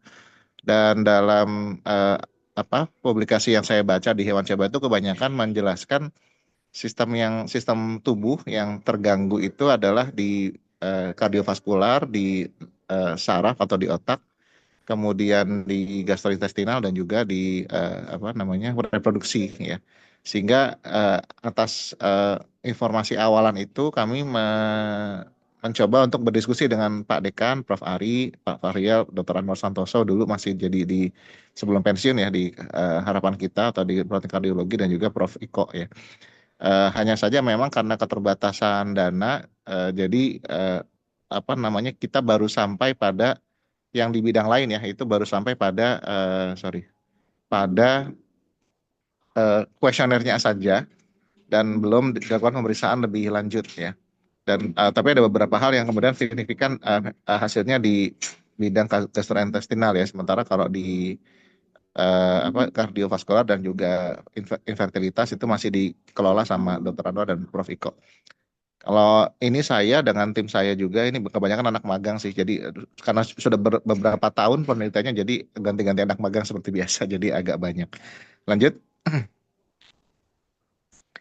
Mungkin lanjut saja, ini sudah disampaikan sebelumnya. Lanjut. Dan ini juga sama ya, sudah disampaikan jenis-jenis mikroplastiknya, dan lanjut saja. Kita fokus kepada penelitiannya, dan itu kami memang mulai di Januari 2023 karena sejak itulah ethical approval-nya baru ada ya. Beberapa kali review juga dari ethical approval-nya, dan kita membuat ada beberapa tahap. Yang tahap pertama adalah karena hasil rapat kami ya dari tim peneliti, karena kita memang kewalahan akibat belum adanya publikasi dan juga ambang batas terkait mikroplastik, pajanan mikroplastik ini yang punya dampak di bidang kesehatan, sehingga kami mencoba untuk mengawalinya di tahap 1 ini, tahap nolnya, awalnya tahap 0 dulu ya. Tahap 0 itu kami mencoba untuk membuat validasi kuesioner dulu. Yang kedua adalah tahap 1 membuat kuesioner membuat survei. Memang karena keterbatasan biaya, kita menggunakannya surveinya melalui Gform dan disebar di blast lewat medsos. Tetapi memang minta diisi nama dan nomor KTP dan seterusnya, sehingga memang harapannya satu kali pengambilan itu memang satu orang yang berbeda ya, tiap orang berbeda. Lalu kemudian setelah itu baru kita dengan ketentuan yang ada membuat di tahap 2 untuk mengambil cairan tubuhnya ya, baik dari darah, urin maupun feses, dan juga dihubungkan dengan sistem yang kita periksa gitu. Lanjut. Jadi pertama tadi ini sudah kami sampaikan, jadi pembuatan kuesioner, penyebaran kuesioner secara daring, kemudian kita mendapatkan dari kuesioner daring itu kita mendapatkan 562 responden, dan karena kita tidak punya ambang, memang ada beberapa metode, ada yang misalnya dibuat median, kemudian di atas mediannya jadi satu kelompok, di bawahnya juga demikian, tapi karena saya kebetulan masih agak pesimis ya, tadi sebenarnya saya kan awalnya nggak yakin ya mikroplastik ini punya punya dampak atau tidak. Jadi maka kita menggunakan metode yang menggunakan desil ya. Kenapa desil? Karena memang kita juga tahu ketika jumlah responden yang ada 562, sementara kami punya dana penelitian tuh kalau nanti untuk fase 2-nya itu bisa sekitar 60-an orang, sehingga kami mencoba untuk membuatnya desil. Karena kalau media nanti randomisasinya, jadi maksudnya kami akan membuat eh, eh, batas antara dua kelompok, kemudian dirandomisasi yang kemudian kita panggil sesuai dengan kesediaan ya untuk datang ke lab kita untuk diambil cairan tubuhnya. Sehingga ketika kita punya 68 waktu itu dari sisi penganggaran penelitian, kami mencoba untuk ya udah kalau misalnya memang 562 respondennya kita bikin desil aja, sehingga dari 5 jadi kan berarti dibagi 10 sekitar 56 per satu klaster, yang kemudian dari 56 itu kita random sampling, randomisasi untuk mendapatkan 34 dan kita undang ke ke laboratorium kita. Nah, sehingga memang kita menggunakan teknik desil. Desil itu adalah maksudnya kita akan mengadu antara desil 1 dengan desil 10. Yang kemudian itu nanti akan kami sampaikan bagaimana mediannya dan juga nilai minimum maksimum dari scoring paparan pajanan mikroplastiknya, yang dasarnya adalah intinya paparan pajanan mikroplastik yang desil 1 adalah yang paling jarang terpapar menurut kuesioner, sementara yang 10 adalah yang paling sering. Dan kemudian kita randomisasi dan kita dapatkan 68, harusnya 68 subjek, 34 tapi drop out 1 orang di tengah jalan dengan ya intinya dia tidak sepakat untuk melanjutkan dan seterusnya, sehingga kita ambil dalam 7 subjek itu feses, darah, dan urin, dan juga kita lakukan juga pemeriksaan fungsi kognitif karena untuk lebih detail, jadi secara pemeriksaan yang lebih standar, kemudian kita lakukan analisis. Lanjut. Untuk fungsi kognitif sendiri sebagai fokus dalam bidang saya. Di tahap 1 ini kita menggunakan Ascertain Dementia. Ini adalah satu tools pemeriksaan kognitif yang memang mudah diisi tanpa perlu ada pendampingan kita sebagai dokter atau teknisinya atau enumeratornya, dan memiliki spesifitas cukup tinggi dan sensitivitas memang agak kurang ya. Tetapi ini hanya menggunakan 8 pertanyaan ya tidak saja. Dan kalau dia skornya 2 ke atas itu menjadi satu tenggatnya gitu ya, tenggat nilai normalnya. Jadi kalau ke atas, di atas dari 2 dianggap diduga ada gangguan kognitif. Sementara untuk tahap 2 dari pasien yang peserta sampel yang bersedia datang ke lab kami melakukan pemeriksaan muka ina ya yang lebih terstandar, dan memang itu memiliki sensitivitas dan spesifitas yang lebih baik. Lanjut. Di fase 0 ini lanjut saja. Kita ada 2 valid, yang satu adalah kita sempat melakukan preprint. Ini adalah preprint yang kita lakukan untuk kuesioner yang terkait pemahaman pengetahuan sikap dan perilaku dari mereka yang kami survei terhadap mikroplastik. Lanjut. Dan yang belum dan satu lagi adalah tentang kuesioner pajanan ya, pajanan mikroplastik itu belum kami preprint. Kami waktu itu mau langsung ke manuskrip saja dan ini masih belum publish. Tetapi secara umum adalah kita menggunakan pertanyaan sebesar 7 produk dengan yang kami anggap paling sering terpapar ya peserta itu atau masyarakat Indonesia. Paling sering adalah minuman dalam kemasan, kemudian juga ada dan juga mikroplastik itu digunakan sebagai wadah makanan, serta beberapa aktivitas lain seperti deterjen dan seterusnya. Jadi totalnya 7 produk, yang kemudian ada semacam, lanjut saja, range untuk menjawabnya, dan kita kemudian gunakan poin 1 kalau memang di kategorinya ini dengan kita buat poin 1, poin 2, dan poin 3. Dan kemudian sehingga kita mendapatkan nilai total paparan mikroplastik itu minimal karena 7 produk ya, 7, dan juga maksimal 21. Lanjut. Dan ini adalah validitas kuesionernya, kurang lebih validitasnya cukup baik. Lanjut saja. Ini karena waktunya terbatas, jadi saya izin tidak mendetilkan fase 1 ini. Lanjut. Kemudian kita pakai kuesioner ini untuk menilai responden yang kita lakukan di online itu. pakai GFORM. Lanjut saja, ini juga sudah publikasi abstraknya di Kongres dan sedang kami urus manuskripnya. Lanjut saja. Jadi ini demografi dari 500 lebih dari responden kami. Usia, memang kebanyakan anak muda ya, karena memang eh, yang tua mungkin agak susah pakai GFORM ya, atau kurang dapat informasi dari medsosnya. Dan ini adalah latar pendidikan ekonominya. Lanjut. Terus kemudian dari paparan penggunaan mikroplastik itu kami dapatkan kalau dari seluruh grup itu medianya adalah di angka 13 dengan minimum maksimumnya nilai minimal adalah 7 dan maksimal sampai 21. Dan untuk desil 1 dan 10 yang kami tadi sampaikan dan nanti akan kita adu dalam analisisnya, itu desil 1 itu di medianya 8, sementara minimal maksimal 7 sampai 9 ya. Dengan range 7 sampai 9. Kalau desil 10 medianya 19 dengan range 18 sampai 21. Lanjut.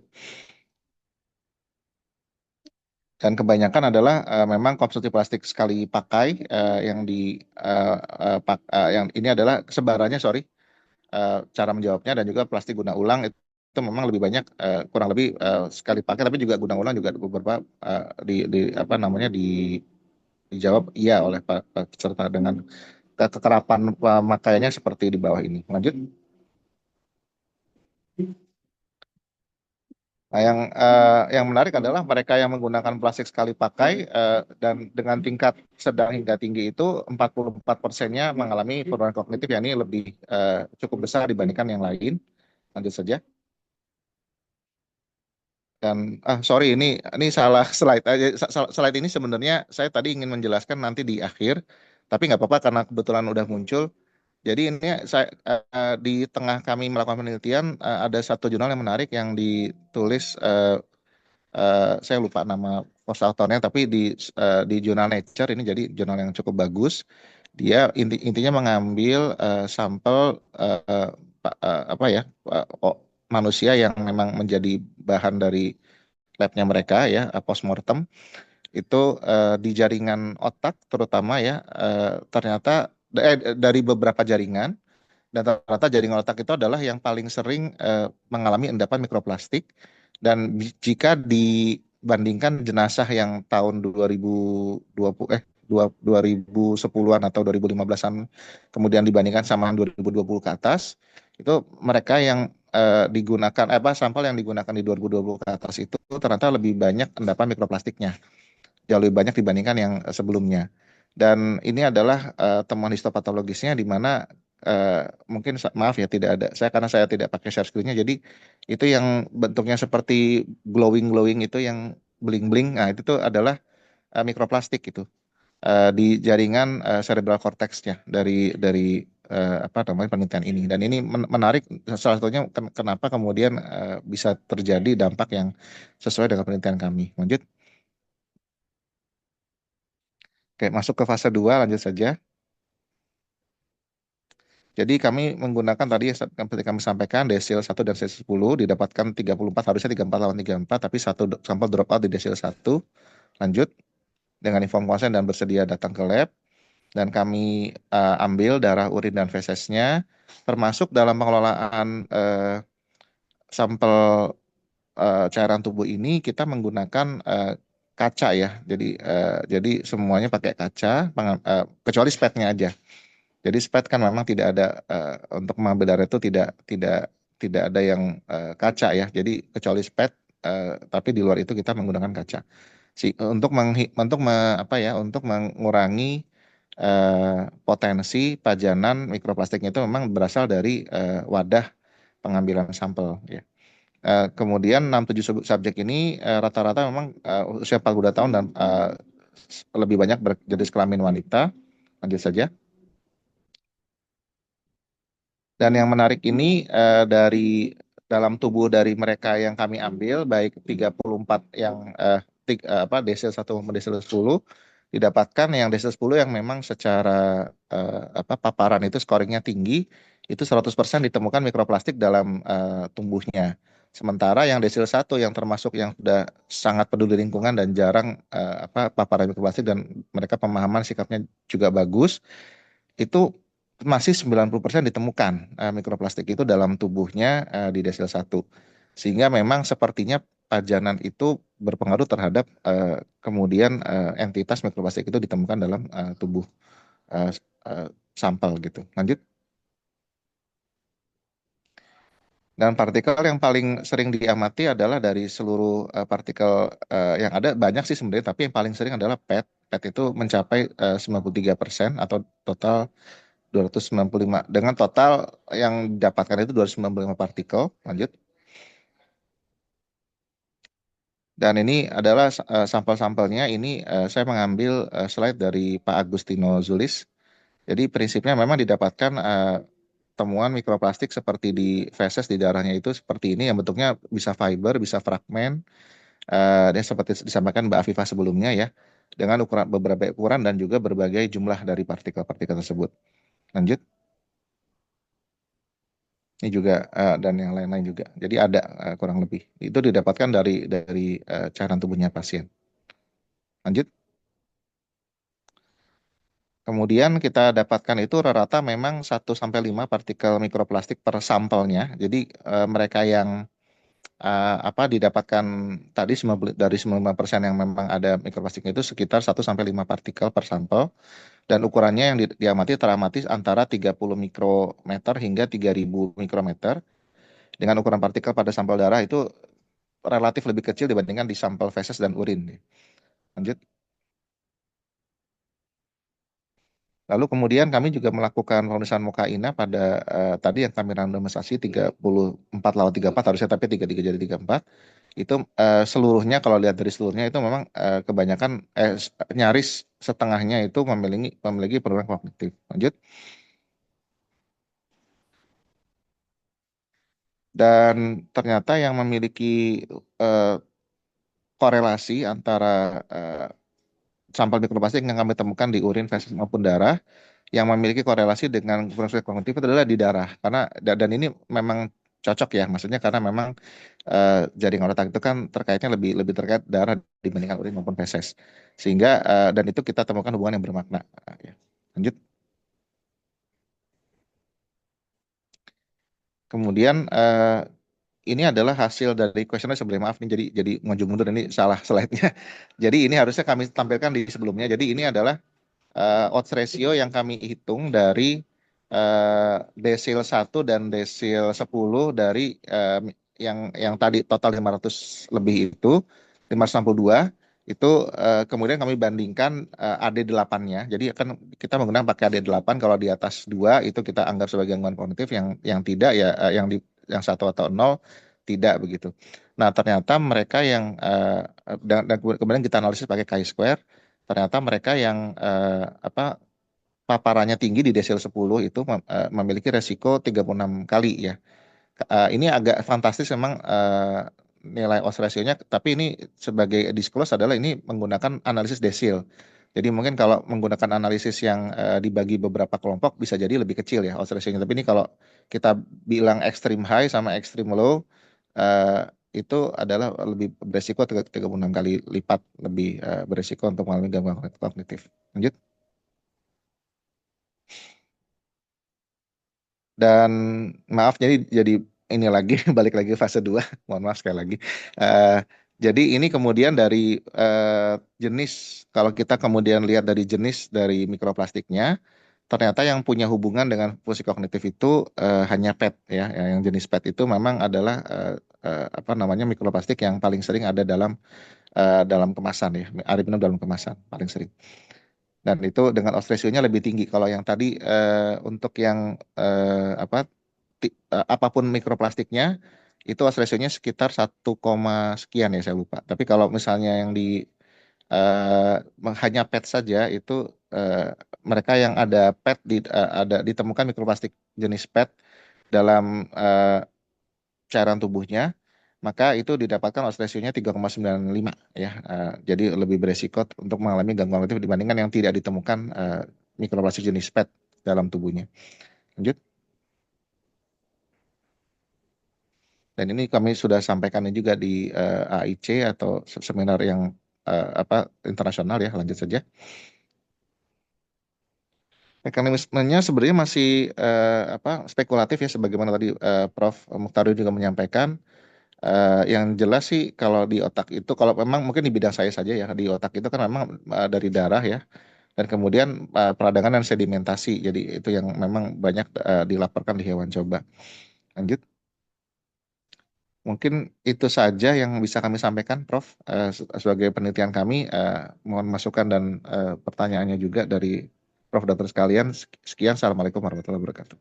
Waalaikumsalam warahmatullahi wabarakatuh. Terima kasih banyak Dokter Fisa atas paparannya yang sangat menarik ya. Kita lihat tadi bahwa ternyata kita di Indonesia sendiri sudah diselenggarakan berbagai penelitian ya terkait dampak mikroplastik ya terhadap kesehatan, dan salah satunya adalah penelitian yang diselenggarakan oleh Dr. Puko Fisa ya bekerja sama dengan um, Fakultas MIPA ya, dan dengan hasil yang tadi sudah dipaparkan. Baik, saya persilahkan karena ini ada sesi tanya jawab, saya mohon kehadirannya sekali lagi Prof. Muhtarudin, Ibu Afifah ya untuk kita bisa sama-sama menjawab pertanyaan peserta. Saya lihat sudah ada pertanyaan yang ada di chat ya.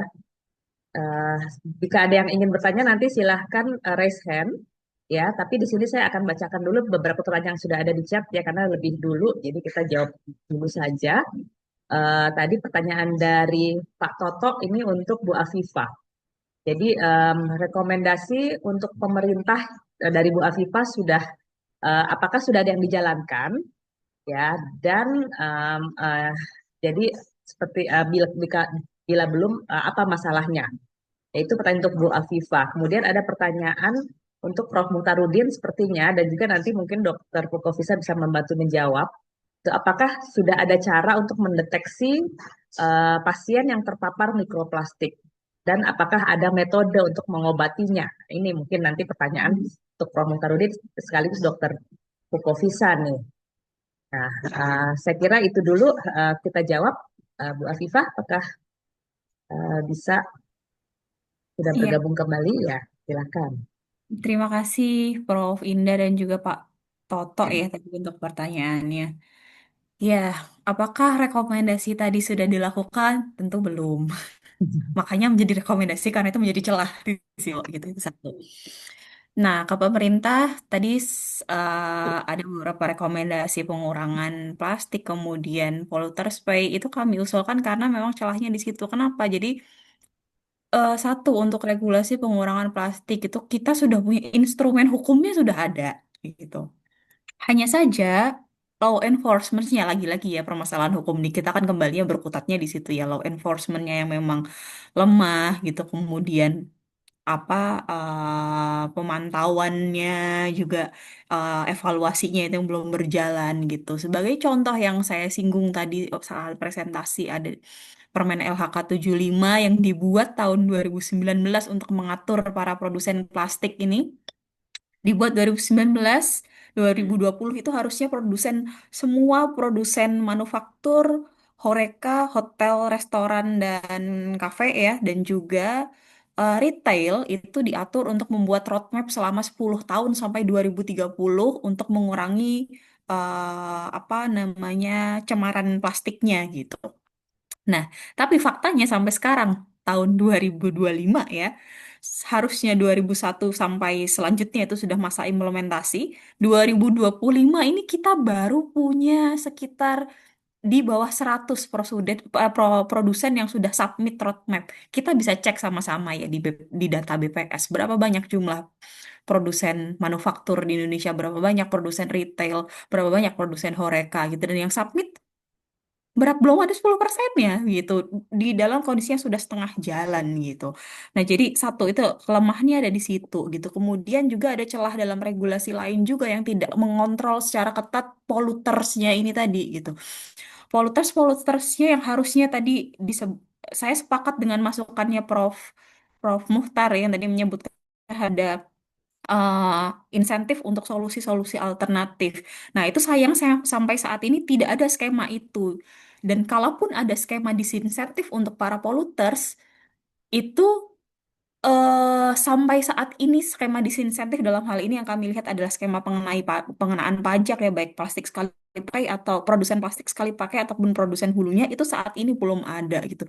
Dan justru yang fakta pahit yang harus kita hadapi hari-hari ini adalah justru produsen hulu petrokimia tadi dapat tax holiday selama bertahun-tahun ke depan.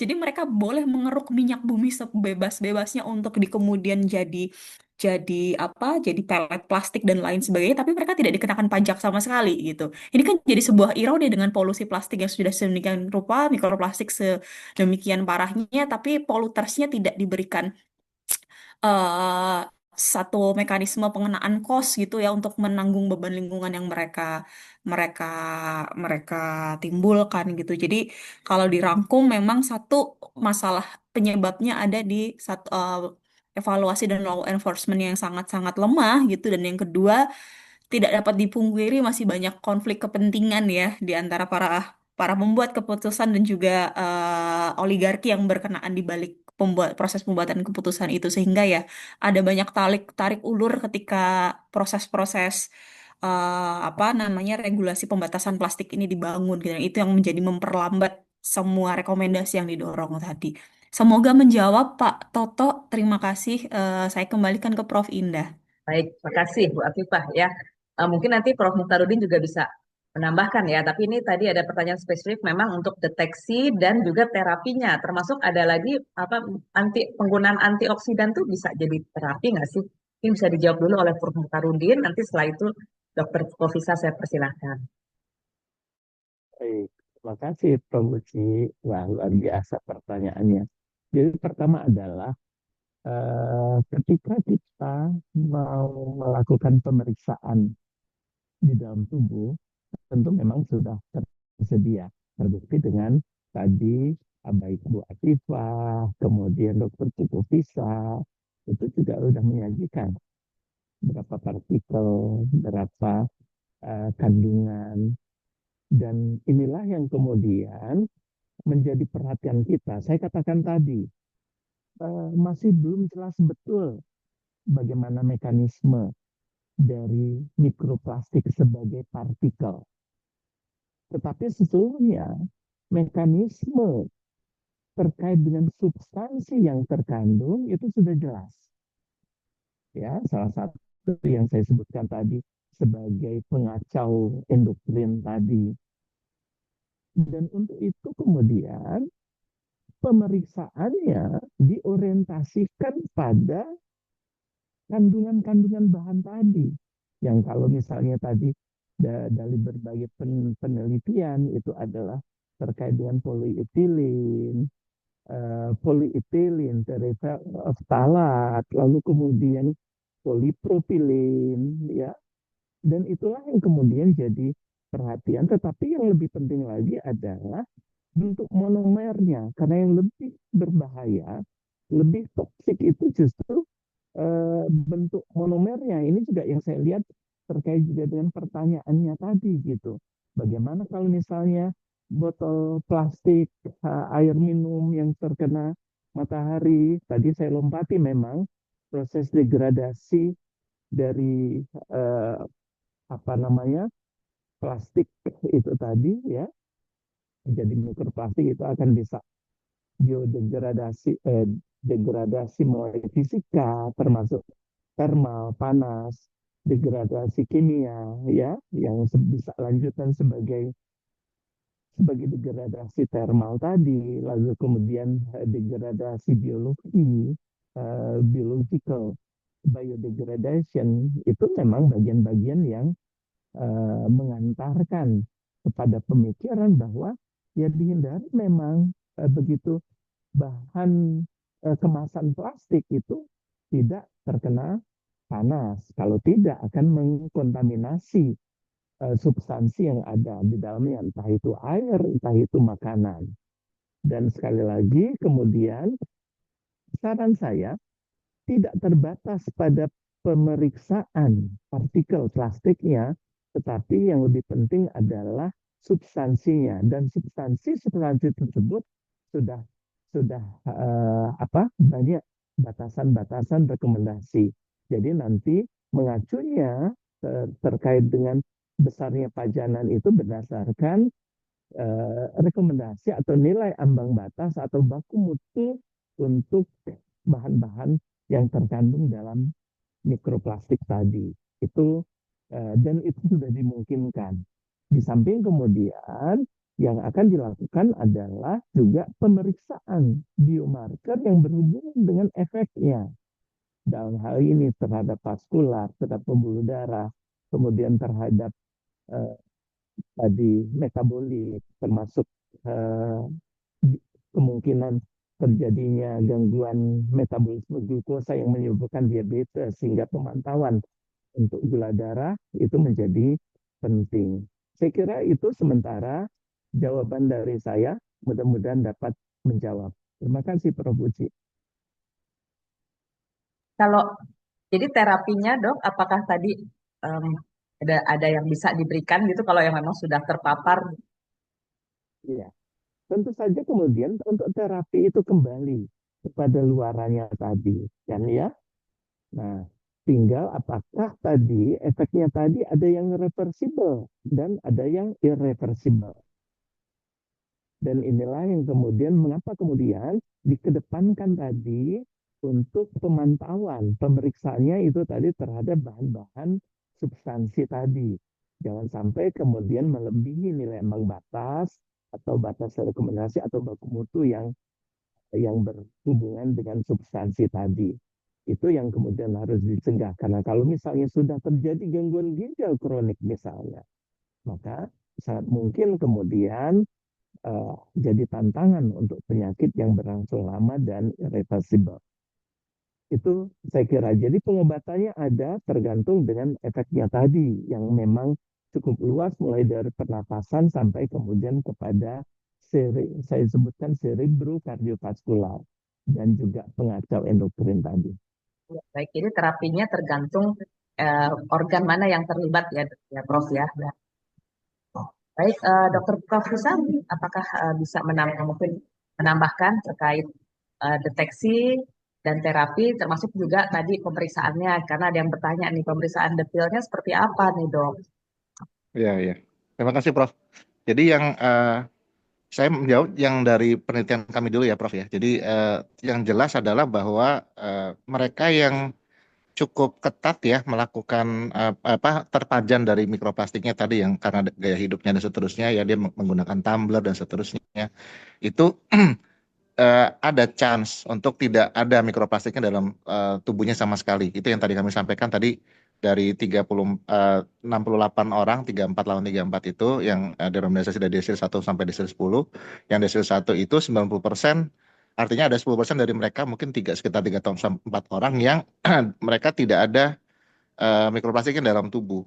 Harapannya ya memang jadi memang secara terbukti kalau pajanannya kurang ya kurang gitu ya. Uh, jadi yang itu udah pasti ada evidence-nya mungkin itu Prof dari penelitian kami dan itu ditunjang dari banyak penelitian yang serupa. Yang kedua, jika memang sudah ada, mungkin dari pemeriksaan dulu ya, bagaimana cara memeriksa mikroplastik dalam tubuh sudah bisa itu setidaknya dari labnya Prof Agustino, belum Prof ya belum ya, Dr. Agustino Zulis itu beliau menggunakan teknologi Raman, jadi namanya Raman. Detailnya saya juga sebenarnya kurang ahli ya, tetapi memang mereka menggunakan metode Raman itu. Nah, mungkin nanti kita bisa juga mengajak kolaborasi dengan lab kita ya di lab FKUI terpadu dan seterusnya supaya ini bisa diperiksakan juga di lab kita atau kita ke beliau ya. Nah itu bisa jadi secara mekanisme itu bisa. Hanya saja memang kalau bisa untuk penelitian kami sih memang menggunakan gelas kaca ya dan itu memang sempat tadi sebenarnya terus terang aja ini off the record aja satu orang yang sebenarnya drop out itu karena mereka dia tuh orang lab sebenarnya dan dia berkeberatan untuk karena standar kita tuh tidak menggunakan lab-lab yang steril apa wadah-wadah yang steril. Kami sudah sampaikan bahwasanya yang kami periksa bukan hal yang lain, jadi bukan variabel darah yang lain, termasuk bakteri dan seterusnya, sehingga penelitian ini kan untuk mikroplastik ya, sehingga memang ini juga penting ke depan mungkin bisa jadi nanti kita perlu ada wadah kalau memang ini mau dijadikan ini ya semacam pemeriksaan nasional. Jadi nanti mungkin ada perangkat lab yang khusus gitu, mulai dari spetnya, jadi semuanya dari kaca gitu. Jadi spetnya dari kaca, kemudian wadah penampungnya dari kaca, tapi yang juga terstandarisasi untuk steril begitu. Kalau kemarin memang kita tidak mengutamakan sterilitas, jadi memang ini juga terbuka peluang untuk kita sama-sama membuat ya rangkaian pemeriksaannya itu memang menggunakan kaca gitu untuk mikroplastik itu. Karena dikhawatirkan kalau dengan plastik yang ada sebagai wadah dan seterusnya, paparannya justru dari situ sehingga tidak objektif dalam kita memeriksa. Nah, jadi tapi secara umum sudah bisa pakai Raman itu dokter sekalian. Jadi kita bisa menggunakan kerjasama dengan MIPA. Yang ketiga, kalau dari percobaan-percobaan yang tadi sempat saya baca, memang saya tidak menyampaikan di slide. Ketika memang mikroplastik itu cukup banyak ada dalam tubuh, setidaknya ada beberapa ya. Yang pertama adalah percobaan in vitro. In vitro sebenarnya cukup banyak itunya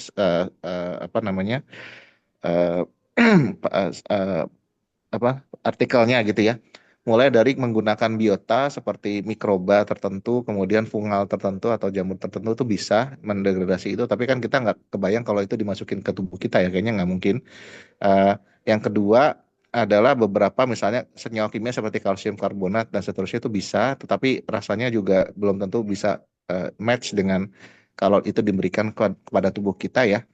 Kemudian yang ketiga ada beberapa antioksidan yang baik in vitro itu bisa. Nah kemudian in vivo-nya juga dengan hewan coba cukup banyak. Ada beberapa seperti resveratrol, astaxanthin, glutathione.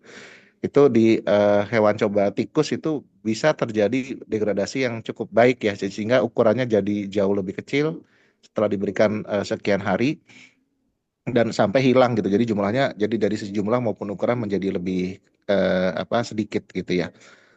Mungkin itu bisa diberikan, tetapi ya bisa saja itu juga diberikan kepada kita juga di manusia, tapi memang belum ada uji coba di manusianya. Mungkin itu Prof yang saya coba baca. Baik, terima kasih banyak Dr. Pukofisa atas penjelasannya. Saya kira banyak sekali nih hal-hal yang ingin diketahui ya oleh para peserta yang hadir hari ini. Ya, masih ada beberapa pertanyaan, tapi sayang sekali karena waktu kita terbatas ya sehingga dan narasumber kita juga sudah ada kegiatan yang lain ya, sehingga saya harus mengakhiri pertemuan kita hari ini ya, walaupun masih banyak yang pastinya ingin didiskusikan ya, tapi memang topik ini sangat menarik ya, dan memang saat ini menjadi perhatian dari kita semua ya. Dari sini bisa saya simpulkan ya bahwa mikroplastik itu merupakan bahaya yang nyata dan saat ini sudah tersebar luas di lingkungan hidup kita ya, di mana sudah sangat mempengaruhi kehidupan kita sehari-hari.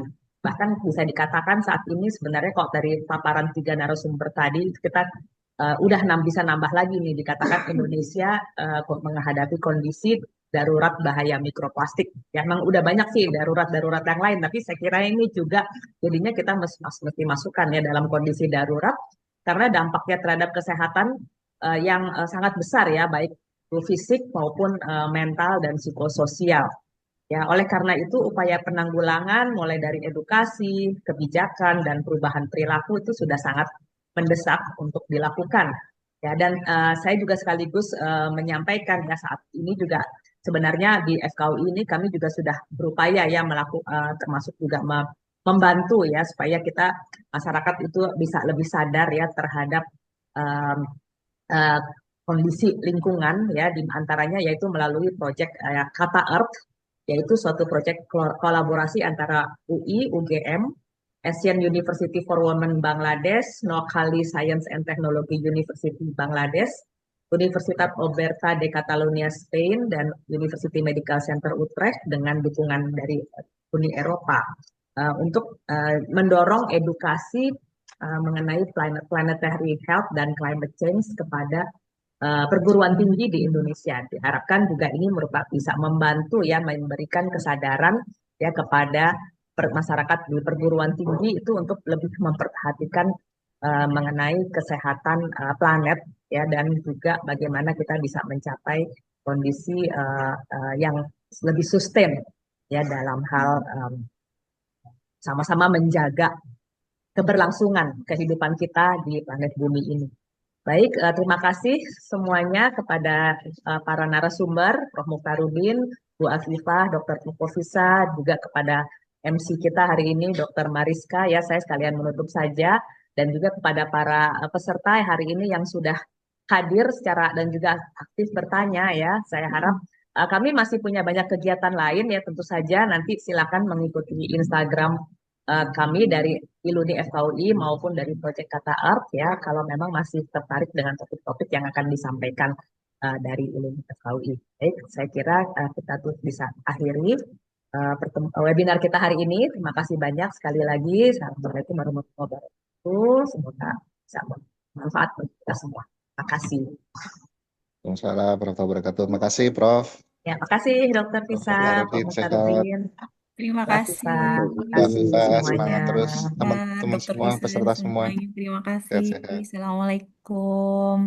Prof, terima kasih. Wabarakatuh. Terima kasih, Dok. Terima kasih, Prof. Terima kasih, Dokter.